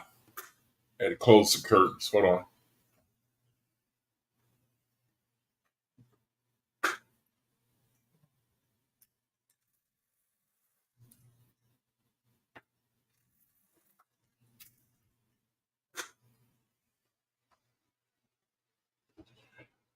Okay. It says, the Lord said, "Behold, it came to pass as had been foretold by God, Jovi's son, the triunes will all become false gods because they have denied the Almighty. God said, there is only one who is all knowledge. Whatever angel or God announces himself to be all knowledge is false in the presence of Jehovah. Nevertheless, Luamon had it proclaimed in heaven and earth that he was the Christ, which is the Ahamic expression for all knowledge." You hear that, Art? You got to make a mental note of this, man. This is the inspiration for the Christ, talking about Jesus Christ. It says, the Lord said, "Now therefore Luamon was from this time forward the false god in heaven and on earth. And Luamon commanded Thoth, his angel warrior in command of his earthly dominions, to raise up tribes of warriors among mortals. And by the inspiration of Thoth, these warriors were induced to call themselves Christians. So here we have the account of Christians even before the narrative of Christ, even before the Old Testament Jesus Christ is even on the scene. Here we are. Here we see the original Christians. Christianity didn't start with Jesus Christ. It says, God said, so that man may know this is true. Behold, the followers of Jehovah are not warriors, nor have they ever been. Jehovah said, this mark I put upon man from the time of Cain to the present day, that whoever raises his hand against his brother raises his hand against me also. And this mark shall distinguish my servants at the end of the world. Behold, I alone am all knowledge. Now it came to pass that from this time forward great success attended the wars of Luamon for the glory of his heavenly kingdoms. And for the space of 300 years, Luamon gradually gained on Baal and his allies, both on earth and in heaven. And Luamon captured and cast out of his dominions more than 700 false gods and false lords. And he broke up 680 oracle houses and temples used for consulting the spirits, who called themselves God, whose only service was to advise on war, conquest, and destruction. So that even in Luamon's falsity to himself, he rendered a great service to Jehovah, against whom he was doing battle. So meaning that Luamon was tearing down other false gods and their oracle houses, even while he was trying to establish himself as the creator. He was still doing a service and tearing down the temples and oracle houses of other false gods. Kind of remind me of how he uses mortals. Creator seems he's going to use you one way or another. You're going to be a witness or you're going to be a lesson. It says, for 300 years more, Luamon with more than 6 billion angel warriors pursued war in heaven and on earth. He had captured nearly all the earthly strongholds of other false gods. Baal, however, still maintained himself in Roma and is god of the Roman Empire, but under many names. God, son of Jehovah, said, now behold, even Luamon, the false god, bewailed the wars, and he also bewailed his own doctrines. Yes, Dave's question right there. Luamon cried out in its despair, saying, whom shall I pray? Oh, you Holy Ghost, you shadow, you nothing, you void. And so that's why every person is going to eventually come to the Creator, because you're going to eventually turn to yourself, your own understanding. It ain't going to satisfy you, and neither will the God over you that you choose. If you're in the beast kingdom, you can only get resurrected so high, and at some point, you're going to force yourself. You know what I mean? You're going to come to the end of yourself. You get tired of yourself. You get tired of your lack of understanding, and you want to bust out of it. Seem like that's what the Creator's saying is going to happen. You're going to get tired of you being your own authority or you under a false god. You're going to come to the knowledge of higher reality. And that is what's then you will be able to, the angels will be able to reveal the higher resurrections. From what I understand, he says, shall I say, oh, you all nothing? So Luamon he's questioning, who does he go to for his sustenance, spiritual sustenance? He's claimed himself all knowledge. So now who does he go to? He sees he's condemned. He says, shall I say, oh, you all nothing, you inconceivable, you unknowable, you all hidden? Or shall I say, oh, you nature, you God of nature, you senseless, you scattered? You that does not hear, you that does not know, you that does not see, you essence, you fountain that is dumb, you accident, you shapeless. See, he don't have no answer to who his wisdom is lacking. He now sees his need for the Creator. He says, you in person, you shortness in all that charms us. He said, you shortness in all that charms us to come here to find you or to go there to find you. He's questioning the Creator. He has all these questions, no answers. But yet he's the Christ. And find truth that we do not find you, but only come to understand that you are the waste and desolate of all that is. And as for the Father, which we three built up, is he not dead? A divided kingdom with thee estrayed sons, with three estrayed sons, and everyone for himself. O Brahma, you had a peaceful division, and you, Buddha, a place of great profit. But I, your equal, with the unprofitable division of these western heavens. Mine are warriors in heaven and on earth, yours peace and profit. How can I embellish Hapsindi, my heavenly seat, and make it a place of grandeur like yours? See, he don't want war now. He all of a sudden now he wants peace and harmony. He can't have it though. Behold, my billions of angels are needed for warriors. How do I have time to embellish my throne, my heavenly city? No wonder you two point the finger of mockery at me for the poverty of my heavenly kingdom. Have I not been fighting battles with Satan all these hundreds of years? Did I not find heaven, even from the start, a place of war? As soon as he went off, into chaos he went. Shall these things continue forever? Whom shall I inquire of? Have I not declared I am one with the Father and one with the Holy Ghost? Why then should I not look to myself? And this is not the sum of all. And why then should I not look to myself? And is this not the sum of all? Everyone for himself? Was myself not a self from the start? And the continual self itself forever? From this time forward, I shall not go down to send peace on earth. I shall not go to send peace with a sword. Art, hear that? That's your Bible right there. You know who said that, right? Jesus Christ. And now, here's the inspiration for Jesus Christ telling you to your face, he's not who he says he is. So anyone following him is under a deception, right? He says, I go to set a man at variance against his brother and father and woman against her sister and mother and a daughter-in-law against her mother-in-law. I will make foes of man those of his own household. That sound like the Creator, Art? Art. Does that sound like the Creator? A Creator about division, dividing family members against family members? That's your God? Do you want that for your family? Do you want your family? Do you want to be acrimonious with your wife? What about with your children? You want your children divided against you? That's the kingdom he said he's going to bring. He's saying it right here. Prove me wrong is all I'm saying. He who loves father and mother more than me is not worthy of me, and he who loves son or daughter more than me is not worthy of me, and he who will not take up his sword to proclaim me is not worthy of me.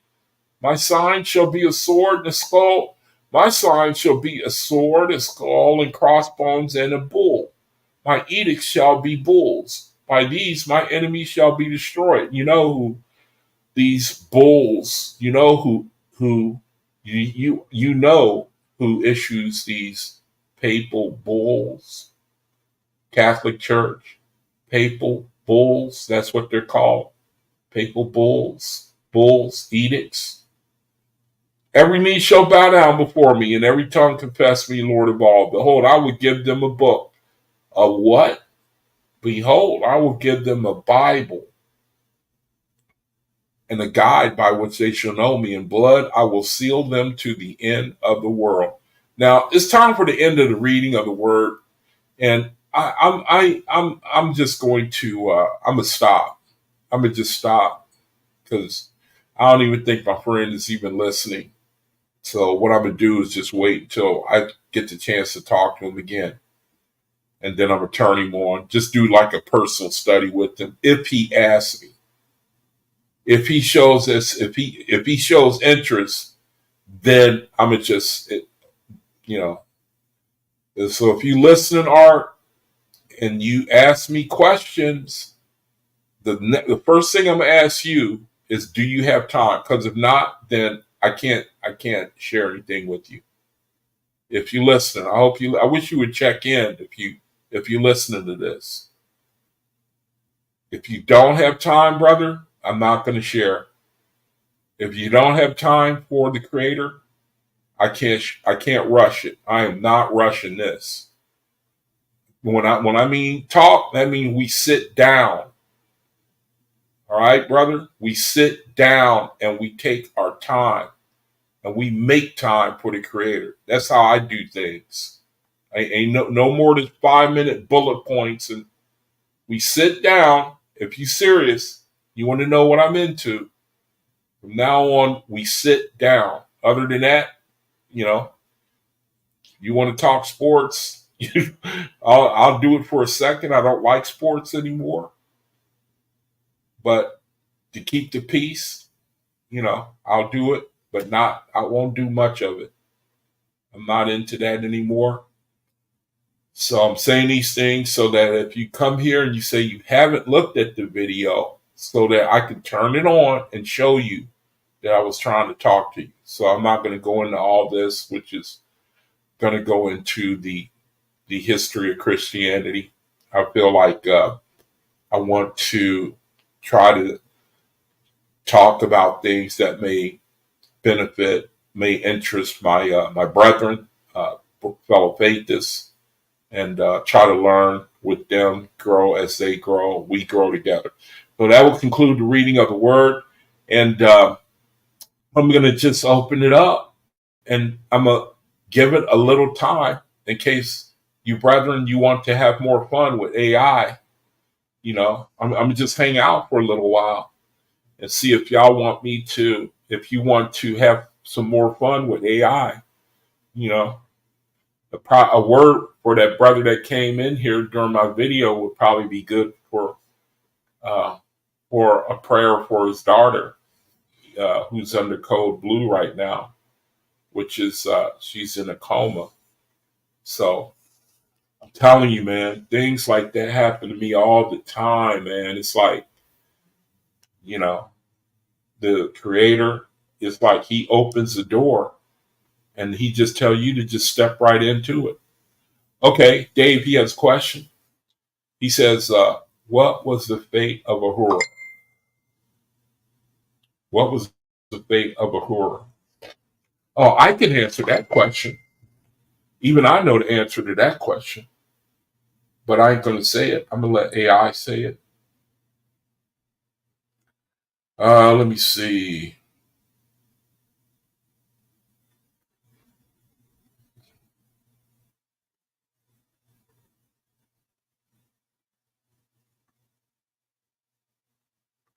Okay. What was the fate of Ahura? All right. So, Dave, he wants to ask, what is the fate of Ahura? I mean, I know you know, Dave, but I think you tested AI. Now, is my screen freezing again? I think it's free.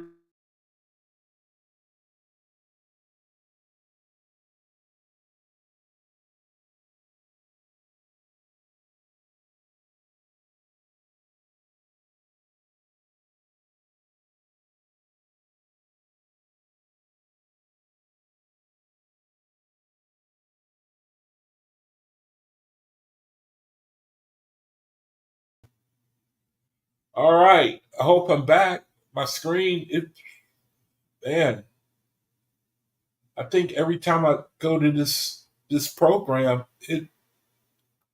it crashes. So let me ask Dave's question. I hope I'm back. Can y'all hear me okay? Am I back?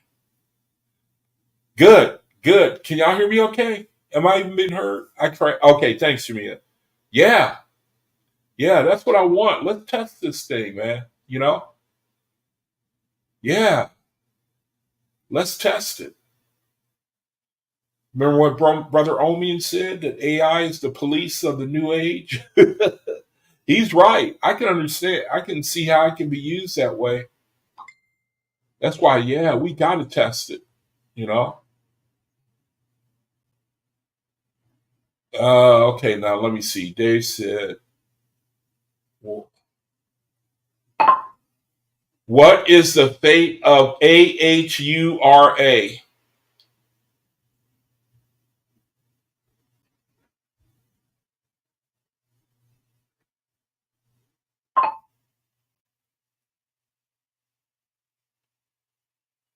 Boy, this thing sure do crash a lot. That's for sure.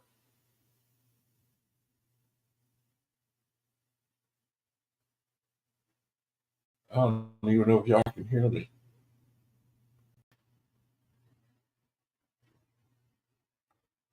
This thing, dude, it love to crash. Well, crashes a lot.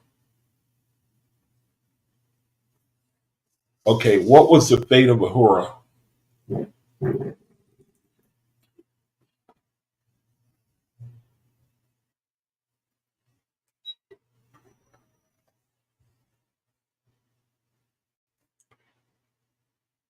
Okay, it says, let me see. Let me put this in the room.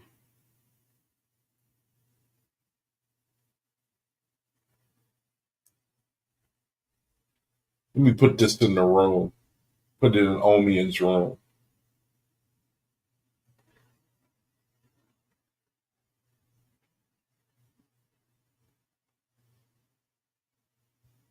Put it in this one. Okay, what was the fate of Ahura? These are questions. These are good questions to test this AI. Okay, it says the fate of Ahura is documented in. Let me fix my screen. Can't see y'all's chat. Let me see.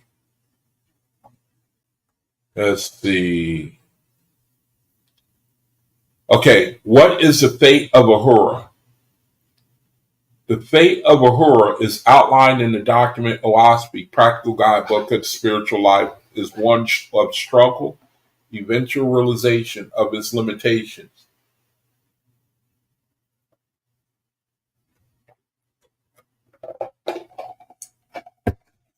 Throughout the text, Ahura attempts to regain his lost dominions and assert his authority. But he faces betrayal, revolt among his sub-gods. His efforts to command respect and restore his former glory ultimately lead to feelings of powerlessness and despair. In his endeavor to build magnificent ships and reclaim his influence, he is met with mockery and resentment from his rebellious sub-gods and the Druids, evil spirits. Despite grand displays of power, he recognizes the futility of his actions as enthusiasm wanes and hope for restoration falters. This culminates in Ahura's moment of surrender, where he acknowledges that one God alone can do nothing and submits himself as a servant. However, instead of being punished or tormented, Ahura is met with kindness from other divine beings who wish to uplift him. This suggests that while Ahura's journey involves significant trials and failures, it also opens the door to potential redemption and restoration through recognition of his service to Jehovah the Creator. Thus, Ahura's fate is characterized by a progression from arrogance and isolation towards humility, self-awareness, and the possibility of support from others as he aligns himself with a higher spiritual purpose. Nice. I like that. That sounds good to me. That sounds good to me. That sounds, oops, what happened, Nazarene?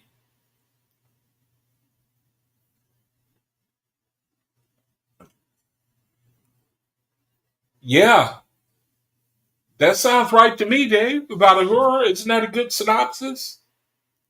You think that's a good synopsis? I think so. Did he leave something out? summarization of what happened to Ahura. It's really basically the same thing with all these false gods. They get humbled. Creator, he humbled them. He showed them that they wisdom is always going to be lacking when they become their own gods. That sounds good to me.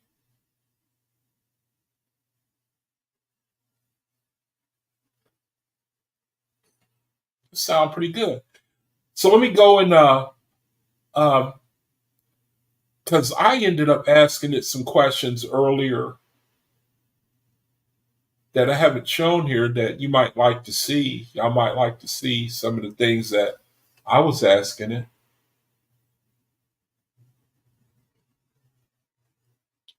And it keeps a log. Okay, yeah. Yeah, you said it did a good job. All right. I got some other questions that I was asking it. You see how much of a blessing it could be? You know,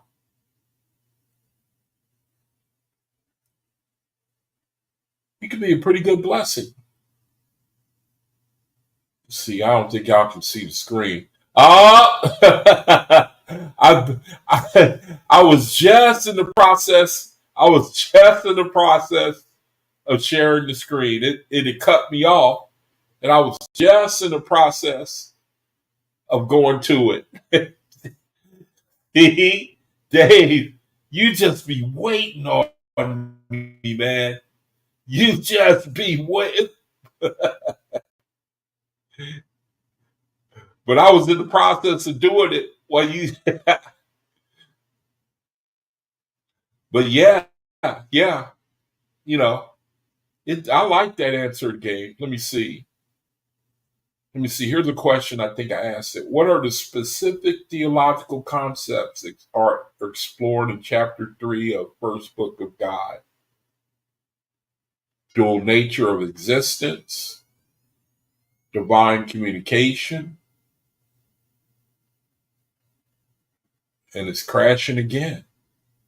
So I'm gonna have to figure out how to stop this thing. I think when you do the StreamYard and you open up the I think it makes it crash a lot. That's all right. I'm gonna work with it. I'm gonna get around it somehow.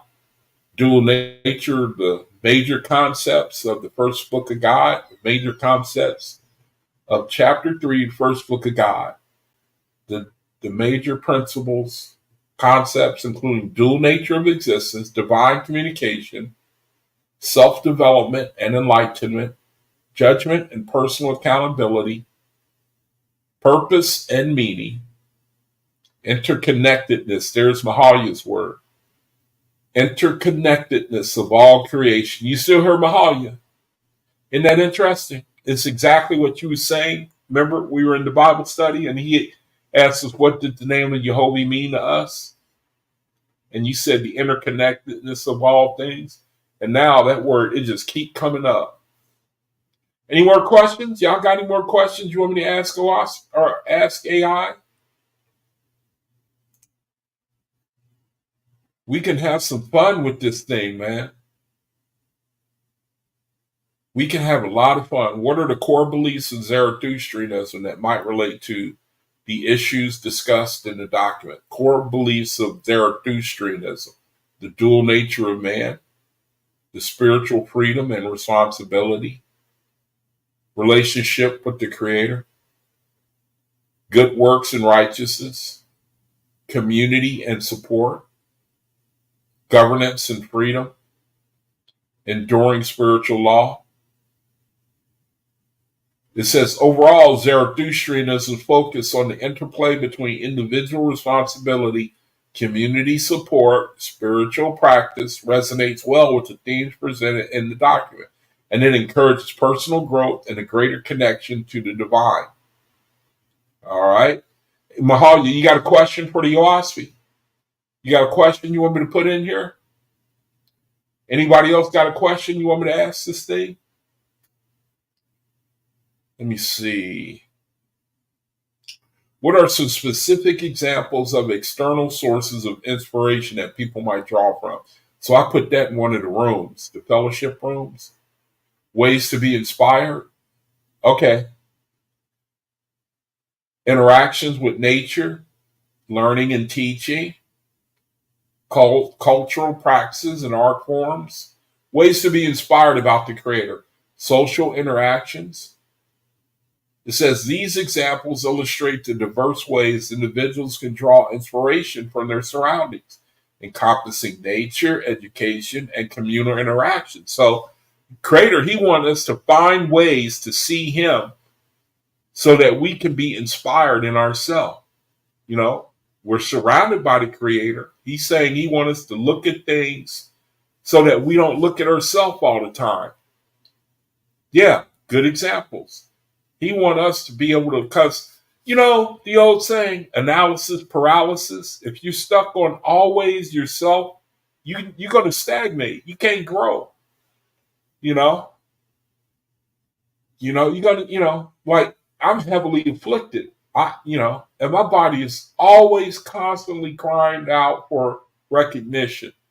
You know, I'm in pain. I'm uncomfortable. Well, will you please pay attention to me? You know, will you pat me on the knee and will you stroke my arm and, look at me. Give me attention. I want attention. I want attention. No, it is a real human thing. It's a human thing, man. I remember I had a girlfriend, and instead of going to college, instead of going to my classes and I used to be in the military, and they would let me off to go to school, and I would just go to her house, you know, and she pretty much demanded it, to instead of going to school, go to see her. And I didn't mind, but there's a time when if you don't discipline yourself to do what is right, you can pay a price for that, And then hey, Tempo Wizard Beats. It says, how, how, I think you meant to say, how do I rejoice? Or how to rejoice and see the Creator in all things. I meant rejoice. How, or your question is like, how do I rejoice to see the Creator in all things? Is that a statement or a question? Or, you know what? Let me put the link in the room. I forgot to put the link in the room in case any of y'all want to come on. And, right now I'm having fun with the OAHSPE. I mean, with the AI. I got this program here, and it seemed like the Creator, He's given it's like if you have a desire, you want to share this word.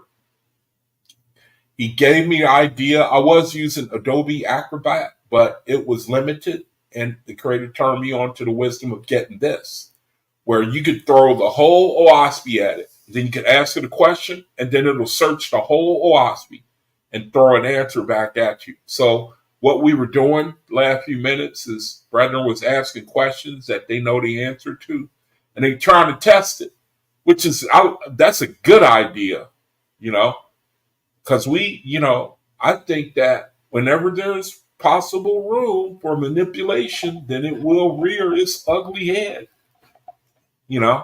I think that powers that be see that how they can manipulate, how they can subjugate the people through their minds that they would, so you need a good working knowledge of the OAHSPE. You need to be able to get the flavor of it so you can test the answers.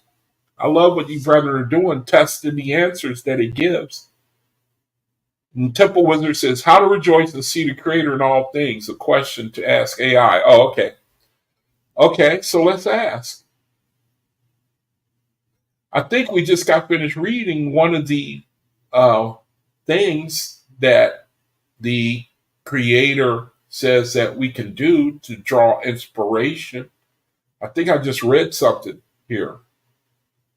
I'm going to ask you a question, Tempo, but I do think we just read something here answering that question.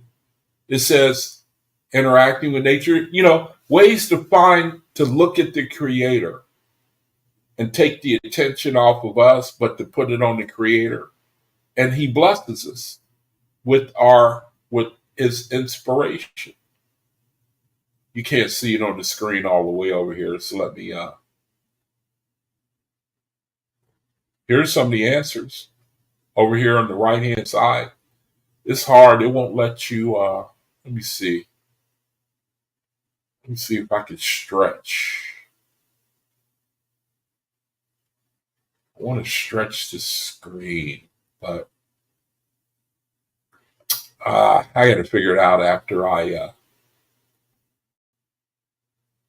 only just came into this just today. So I got to play with it, find out how to manipulate it, and try to get it to where I can stretch the answer part. I see it just crashed on me again. Crashed on me again.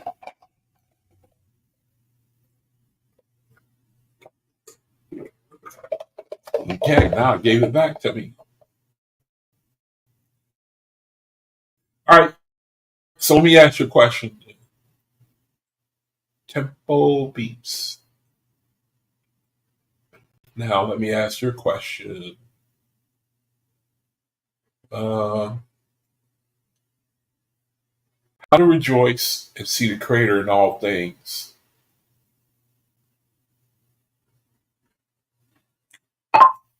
How to rejoice and see the Creator in all things? Question mark.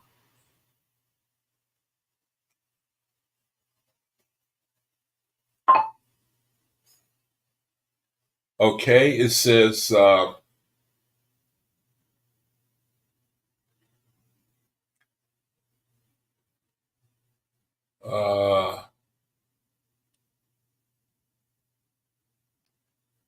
this is a long answer right here. Oh, is it going to crash again?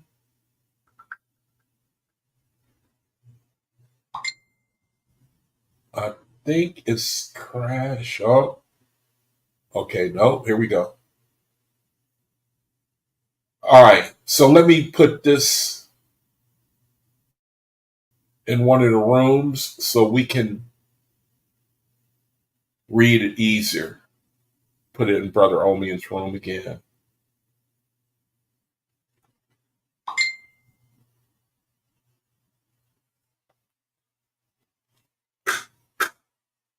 How to rejoice and see the Creator in all things. All right.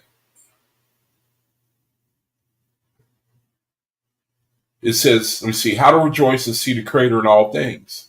It says, to rejoice and see the Creator in all things, one must cultivate a mindset that embraces appreciation and gratitude for the beauty and complexity of existence.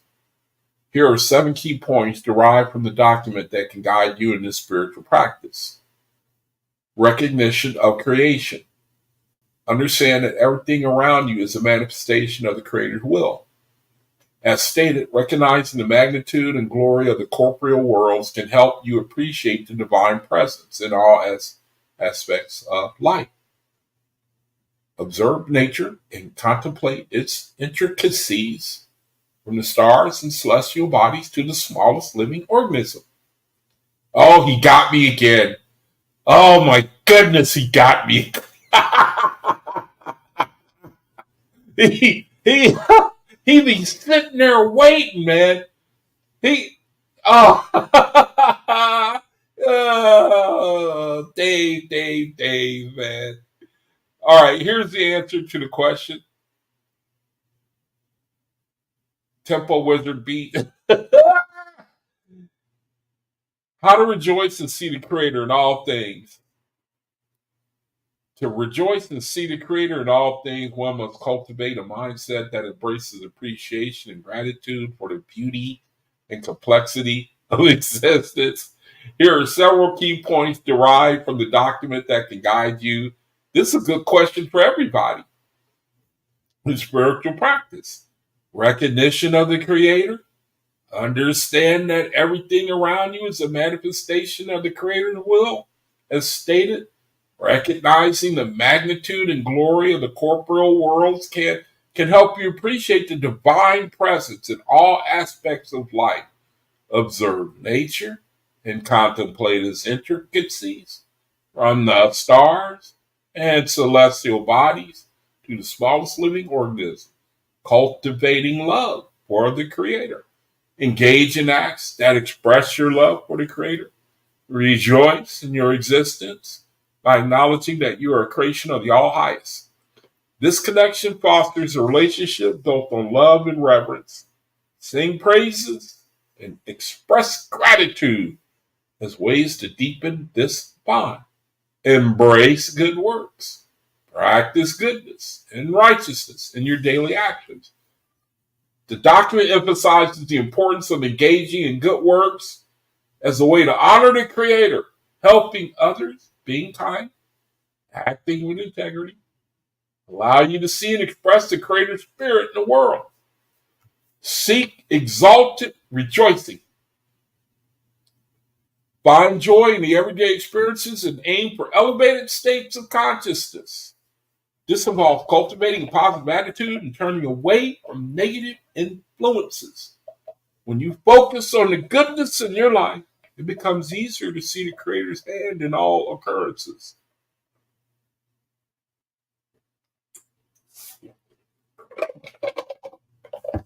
Develop spiritual awareness. Maturing spiritually is vital, as indicated. The time of cosmic emphasizes the importance of developing the spiritual side of humanity. Engage in reflection, meditation, practices that heighten your awareness of your spiritual nature, allowing you to perceive the divine more clearly. Internal cleanliness. Strive to examine and cleanse your own soul, as mentioned in the text about discovering dark spots. Acknowledging your shortcomings enables you to grow and foster a close relationship with the Creator, reflecting His light in your life. Unity with creation, recognizing that all things in life forms belong to the Creator. Appreciate the joy found in the interactions of all living beings and the harmony they create within the ecosystem. By acknowledging that you are part of a larger creation, you can find joy in your role and in others' roles. In this interconnected, there's Mahalia, web of life. Living with faith. Allow your faith to guide you. Believing in the goodness and wisdom of the Creator inspires an attitude of hope and joy. As you practice faith, you become more attuned to the divine presence in your life and the lives of others. By applying these principles, you can cultivate a joyful spirit that sees and celebrates the Creator in all aspects of existence. See? So that's a good question. And we all can learn from that, man. Well, everything, really. This is a good question. See? Anybody else got any questions that you want me to feed the AI about the OAHSPE? Let me see. Let me think of something. Here's some other things that I posted that came from AI. Let me see. Let me find one. The tetracts. Yeah, that was an interesting one right there. The tetracts could either be good or bad. Did y'all know that? The tetracts. The tetracts. Look what it said. It said the term tetracts is explicitly mentioned in the document in the context of spiritual and cosmological concepts. The tetracts are referred to as a direction. See? It's the direction or a way in the text. It is explained that if something is directed towards the earth, corporal, material world, the ways of worldly people, the animal man, or the beast, it is considered downward. See? Depends on your perception. It says, conversely, if something is directed toward Jehovah, a spiritual entity, see, these, for what is saying is, these are tetrarchs too.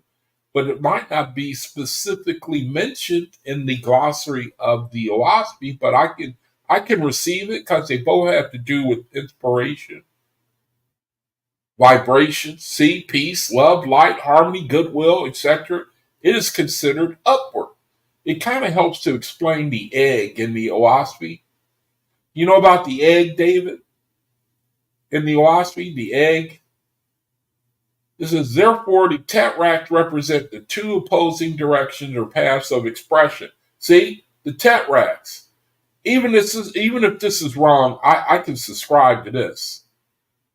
I can receive that. The tetrarchs represent two opposing directions or paths of expression.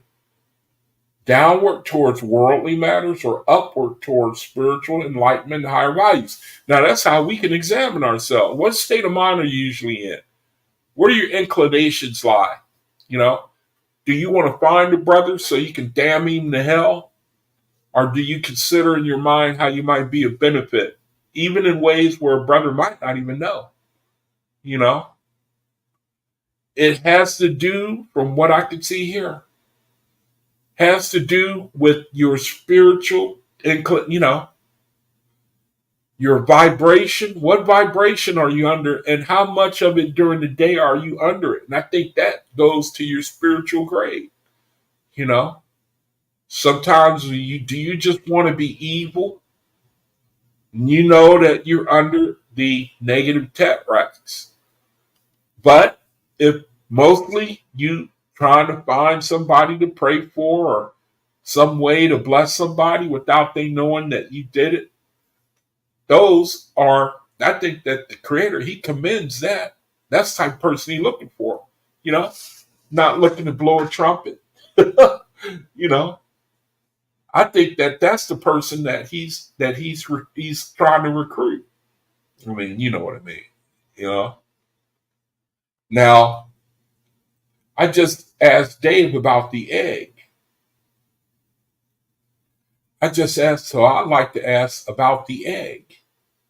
Y'all know about the egg? About the egg in the OAHSPE? You know how it talks about the egg? The egg. Let me ask about the egg. Do y'all know what the egg is? The meaning of the egg? Now, let me see. Let me fix my screen here. I don't know if I'm even sharing. Y'all know about the egg? Can anybody summarize the egg in the OAHSPE? The meaning of it? The egg? Who knows about the egg? The egg. I am the Eggman. You remember that song? I am the walrus. Cuckoo, cuckoo, cuckoo, cuckoo, cuckoo. Taxpayer choking smoker. Don't you think the Joker laughs at you? He, he, ha, ha, ha. That was a nice song, man. The Beatles. I am the Eggman. Anybody heard of the I am the Eggman? No, it's called I am the walrus. Now, how do I get this screen? How do I make this thing act right, man? Okay. What is the story of the egg about in the OAHSPE Bible?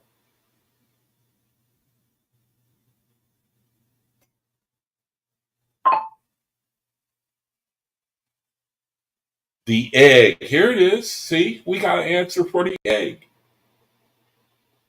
See? What is the story of the egg?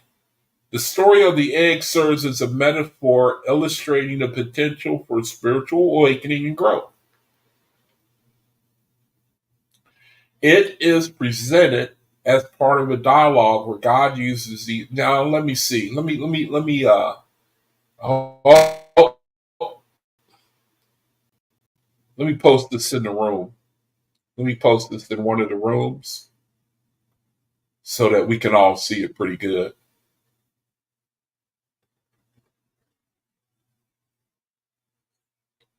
Yeah, the Egg Man. Mr. City Policeman sitting pretty little policeman in a row. See? I am the Eggman. I am the Eggman. I am the walrus. I used to like that song, man. Uh, all right. Now, here's the story of the egg. I'm going to post it in Brother Omian's room. Story of the egg, according to the AI. All right. Share this tab. Okay. Let's share that. All right. It says, what is the story of the egg in the OAHSPE Bible? It says, in the OAHSPE Bible, the story of the egg serves as a metaphor illustrating the potential for spiritual awakening and growth. It is presented as part of a dialogue where God uses the imagery of two eggs, each containing a nearly hatched bird, to convey a profound lesson about knowledge and enlightenment. In this narrative, one egg is opened slightly, allowing the young bird to see out, while the other remains closed. The message communicated is that merely having the ability to see or gain knowledge is not sufficient for survival and growth. It emphasizes that the experience of enlightenment and awareness is crucial. The young bird that sees out is given an advantage when it hatches, suggesting that insight and understanding are essential to achieving a broader existence. Further, the metaphor extends to the idea that God intends to transform darkness into light, providing a path for the individual to achieve spiritual freedom and contribute to the enlightenment of others. The narrative underscores the importance of sacrifice and personal growth as foundational elements in the journey toward everlasting life and spiritual fulfillment. Thus, the story encapsulates themes of awakening, the significance of knowledge, and the transformative journey towards understanding one's own potential and responsibilities in the context of universal existence. All right, the egg, the story of the egg, the OAHSPE talks about.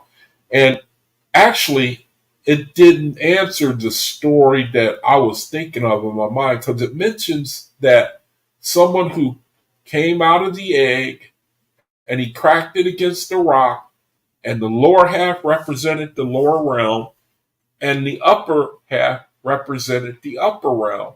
I mean, I think this addresses it one way or another, but I was referring to the other narrative in the OAHSPE where it talks about the it talks about the story. I forget the name of the who broke the egg, and I forget the name of the god or the account uh, in the story. But I think this is the giving us the same. It's giving us the understanding of the other story I'm referring to. The egg. All right, brother. So if no one has any, let me see. Yeah. Story of Neth and Hertu. Yeah, Neth. What hurt? It was Hertu or Neth that broke the egg, and then it symbolized the upper and the lower or something. It was Neth or Hertu that was. It was. They were pictured as. Let me see. Being in the egg, and I don't know. But yeah, her too. I know he was involved in the story and network. You see, Tempo says chapter X in the book of Cosmogony and Prophecy. Question AI about the meaning of this verse. Okay, okay. Go to and Romanius was part of that story. Okay, yeah. As a matter of fact, I think I remember that now. Yeah. Okay, now Temple Beats says go to chapter 10 in the book of Cosmogony and Prophecy. All right, so what I got to do with that is, let me see, book of Cosmogony and Prophecy. So I got to go to, see, what book number is Cosmogony and Prophecy? What book number is that, first of all? And then I can go right to it. Cosmogony.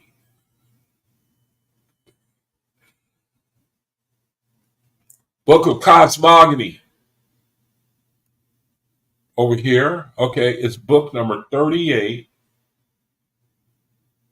Okay, so she wants, he wants Tempo. Okay, page 485. Okay, all right, so let's go there. Page 485. And then let's ask AI about that. Well, let's go to page 485. See, you see the fun you can have with this? How you see how learning can be fun? All you got to do is have the desire, you know? That's all you got to do, man. And the creator, he'll take it from there.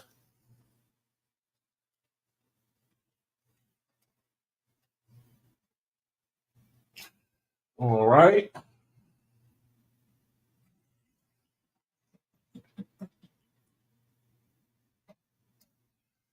Okay, here we are, page 485. Let's see if we can make it bigger. Let's make it a lot bigger so we can read it good. Let's make it a lot bigger. Let's make it even bigger than that.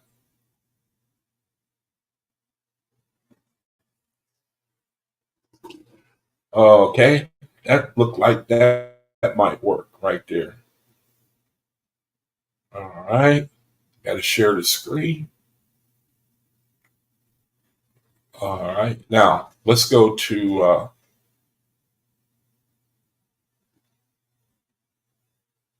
verse 4:8. Chapter 4, verse 8. Is that what you mean? You said different page number. My mistake from online pages. Okay, I guess you're right because it doesn't look like it's cosmogony and prophecy. It's Book of Divinity. So it's page 514. Okay. Okay. Let's go to page 514. All right. Let's go to 514.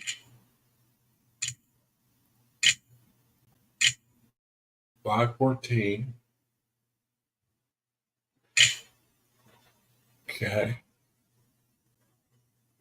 And we want verse, let's see. We want chapter 10. Now, this is chapter 10, verse 4 through 8. No, this is chapter 12.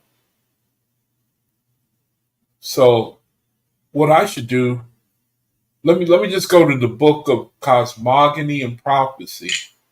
All right. And then, because I don't know what edition I'm using, 2007 version or something like that. So let me go there first. Make sure I'm sharing. Okay.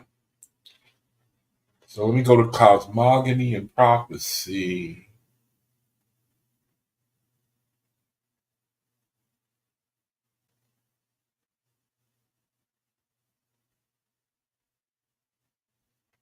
And then we're going to go to chapter 10, verses 4 through 8. Okay. Chapter 10, verses 4 through 8. It's freezing again on me. There it is. Chapter 10, verses 4 through 8. So let's speed this thing up. Chapter 10, verses 4 through 8.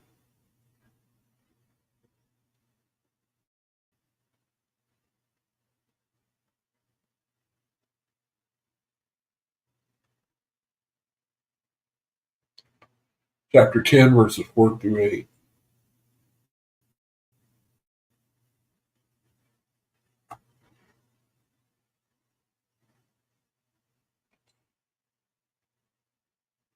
Chapter 10, right there. Oh, it's chapter 6. Chapter 6, 7, 12. Go back.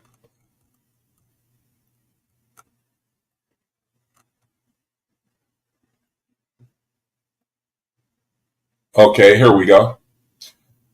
Book of Cosmogony, chapter 10, verses 4 through 8. All right.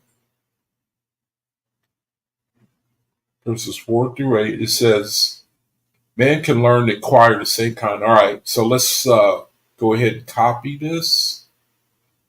Verses 4 through 8. Let's copy it. 4 through 8. Let's copy it. 4,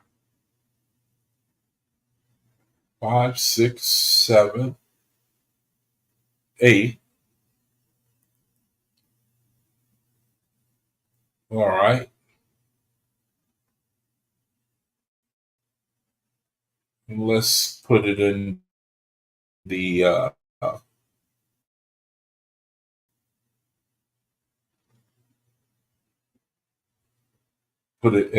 question. When I get more familiar with it, I'll get faster. Right now, I'm kind of I'm a little slow moving around the document, but I'll pick up as time goes on. All right, so I got it in the question box. So let's see what it says about it. Okay.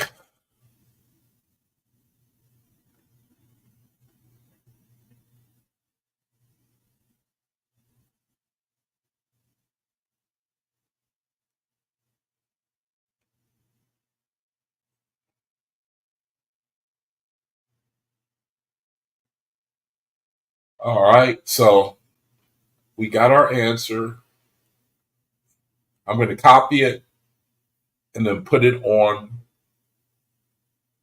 I'm going to put it in my room so we can all read it together.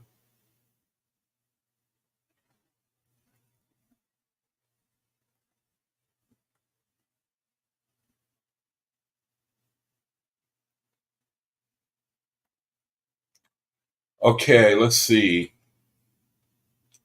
It says to attain, let me see, verse 4, Book of Cosmogony, verse 4. Verse 4 to 8, or 4 to 10. It says, man can learn to acquire the same kind of prophecy, and this is different. Now, I'm not looking at the screen. I'm not looking at the chat because I got it on full screen what I'm reading. Better check to make sure I'm sharing it. Yeah, okay, I'm sharing it. So I'm not looking at the chat, so just bear with me for a second, okay? It says, man can learn to acquire the same kind of prophecy, and this is different from the prophecy previously mentioned because in the last method. All right, so y'all can read this. I'm going to go to the answer, okay? Here's the verses.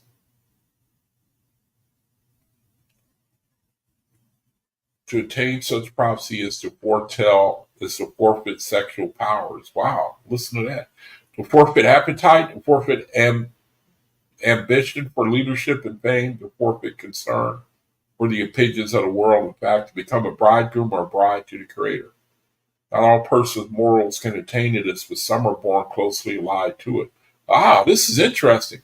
It says this passage discusses a specific type of prophecy that can be acquired through a rigorous personal discipline and spiritual commitment. It distinguishes this form of prophecy from others that may rely on rules or calculations. It says to achieve this deeper level of prophecy, the author outlines several practices. Living close to nature, the individual should spend time in fields and forests observing the effects of unseen forces on themselves. Dietary restrictions. There is a prohibition on consuming animal products, emphasizing a plant-based diet to maintain purity. Daily cleansing. Regular bathing is required, likely as a metaphor for spiritual and physical purification. Mental discipline. The practitioner must control their thoughts, avoiding passions that can interfere with their spiritual goals. This includes focusing intently on particular subjects over long periods. Overcoming pain. The individual must develop resilience and become unaffected by physical discomfort. Spiritual commitment. Ultimately, the goal is to form a deep, righteous connection with the Creator, akin to a spiritual marriage. The text acknowledges that not everyone can reach this prophetic state. Some may have a natural inclination or affinity towards it from birth. Overall, it is mapped to sacrifice and dedication, prioritizing spiritual growth over worldly desires. So if you really want to go to another level, man, to this level of prophecy, to attain this kind of prophecy, the following discipline is requisite. Look at this, man. This is some deep stuff. And that's something you can go as far as you want to, but there's a real strict discipline that's called for. That's very interesting, you know? All right, homie and brother. Hey, good to see you, brother. You got your cinnamon tea? I ain't got it tonight, man. I had to wait on my carnation milk, and it came while I was doing the video, so I didn't have it tonight. I will after I get finished. Let me see. You say, try this one. Book of Stantes, chapter 2, verse 29. Okay. Let me see. Now, let's look at that. Book of Stantes. All right. Now, is it freezing on me again?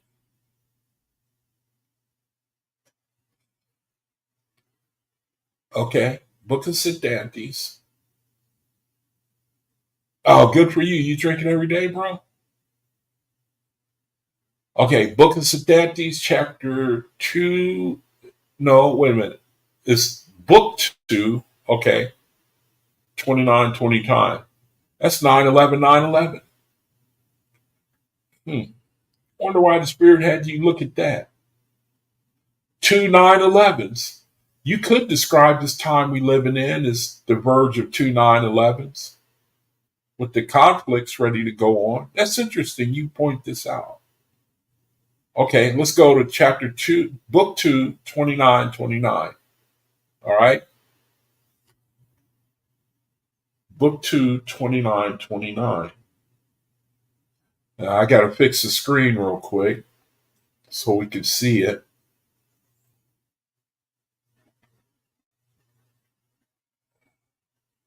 I gotta fix the screen. Let's see.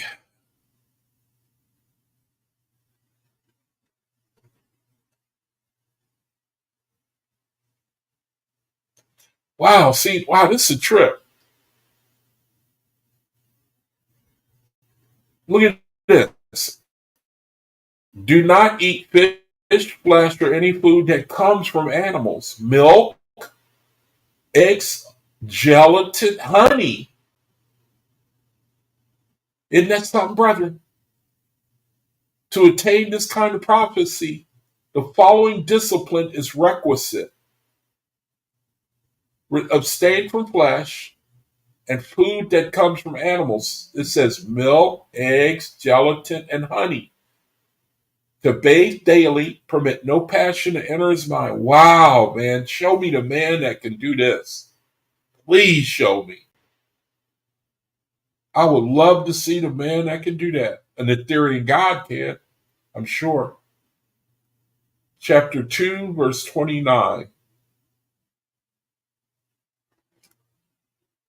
Cosmogony, chapter 2, verse 29. Oh, Sedantes. Yeah, that's right. Sedantes.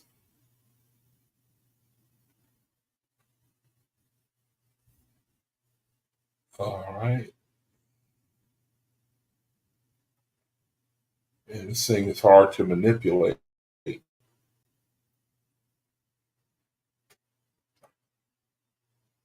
Okay, now let's see. Now, okay, page 42. All right, page 42.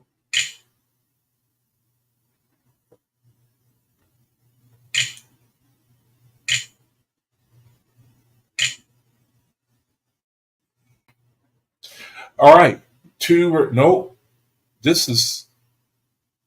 Oh, you said two. You gave the wrong book number. You said, oh, wait a minute, chapter 2, verse 29. That 2 is in the place that should be 5. Right, Omian? Is this it right here? You want Sedantes. Here's 229, but that's book 5. You want Sedantes, right, Omian? Okay, let's go back up again. Let's get Sedantes.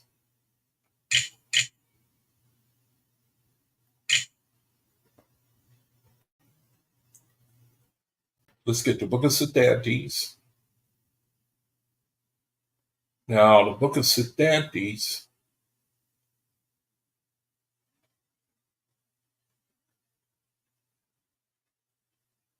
is book 5. It's book 5. So it's book 5. You said it was book.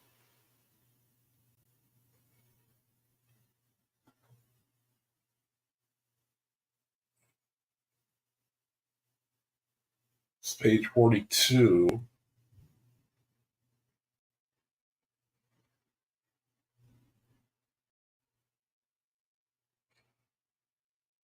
Okay, page 42.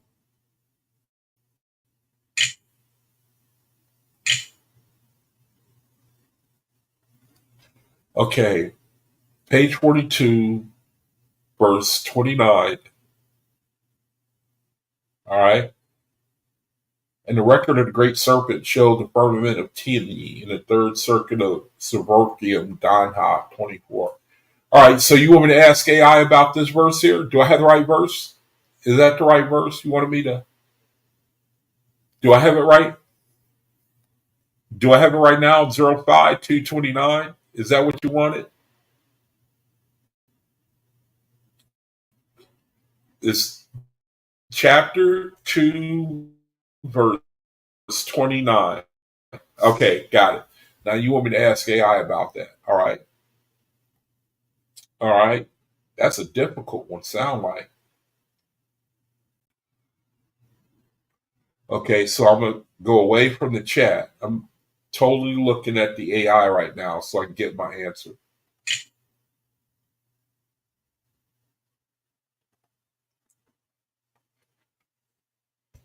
Okay. It says, it seems like you're referencing a specific.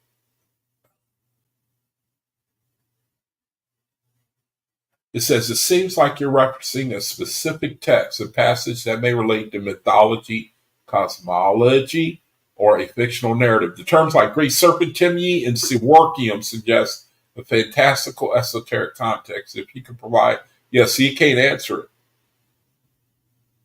It can't answer it. It can't answer it. it gives you some more questions, like can you explain the meanings and origins of the term Timye and Savorka? It says, what themes or narratives are commonly found in texts that discuss fantastical esoteric content? But yeah, it can't answer it. It's too difficult. It says, and the creator of the great serpent showed the firmament of Timnah in the third circuit of Savarkam and Danhog 24. It can't answer it. It's too tough. You're too tough for it, Omian. It's too tough. Some things, yeah.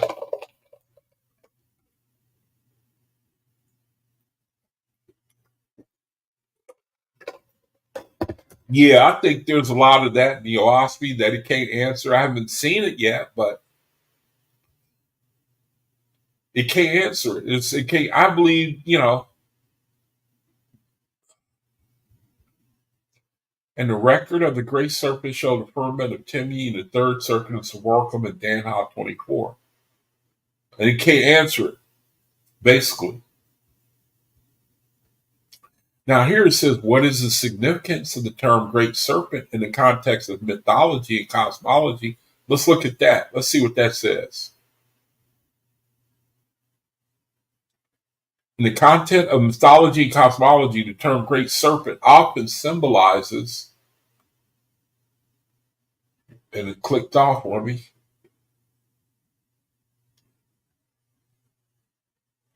Great serpent often symbolizes a significant concept related to creation, transformation, and the duality of existence within the document OAHSPE Practical Guidebook. It represents the connection between the physical and spiritual, embodying the struggles.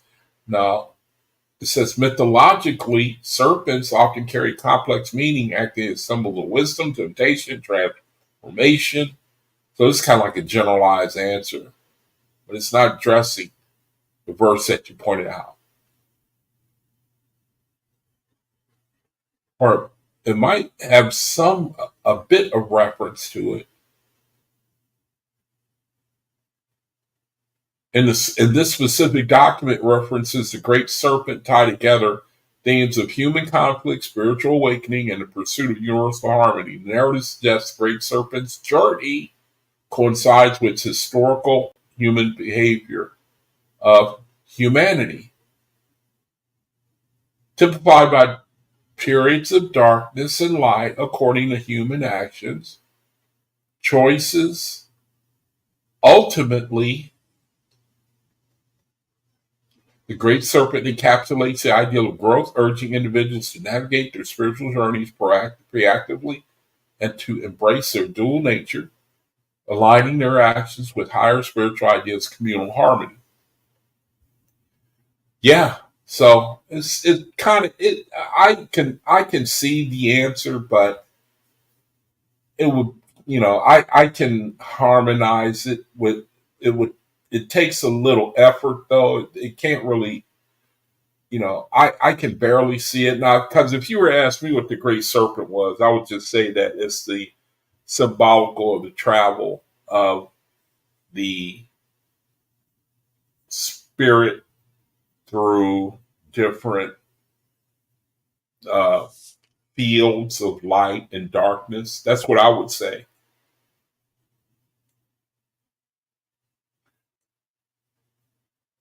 And I know it's more than that, but that's the sense that I get when I the great serpent.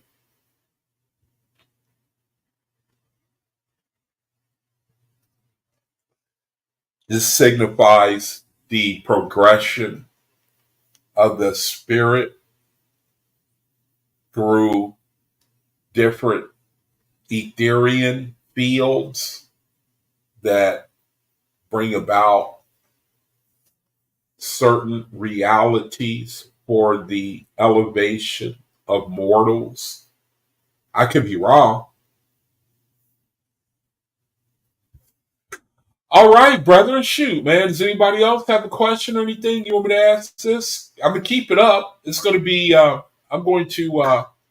You know, it's something that from I'm going to make part of my videos where now you brethren know that if you have something that you want to share or find out, we got this resource now. You come on, you can ask me what you think, or ask me to ask the AI about something.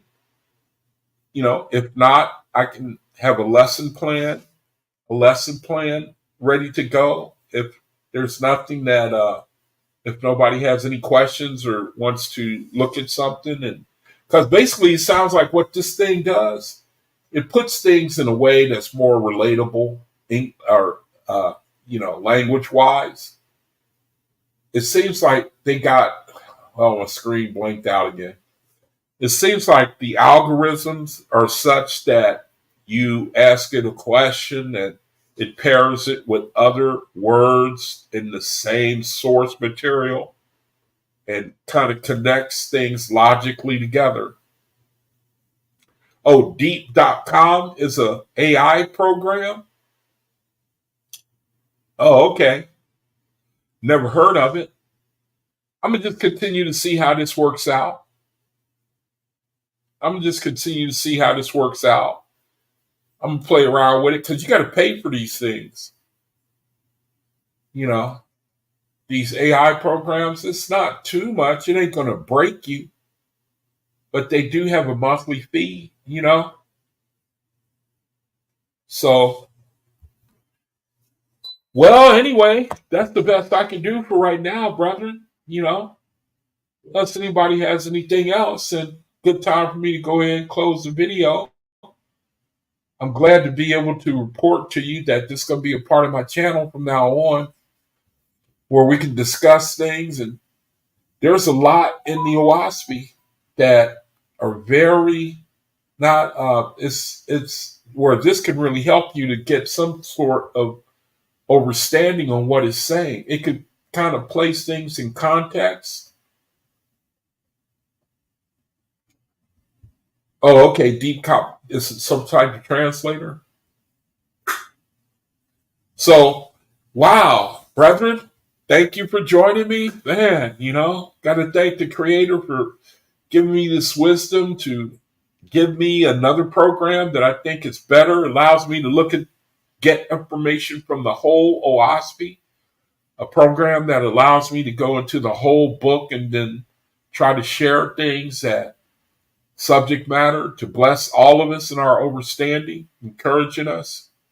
So, good time for me to close the video and say, brethren, thank you for joining me. I want to give thanks to the Creator for this opportunity. Try to be a light while I'm in this reality. Pray that the Creator bless the man whose daughter is in code blue, the man that came over during my video, and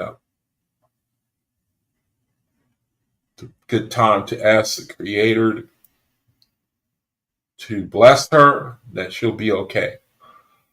So, brethren, until next time, Creator willing, thank you for joining me.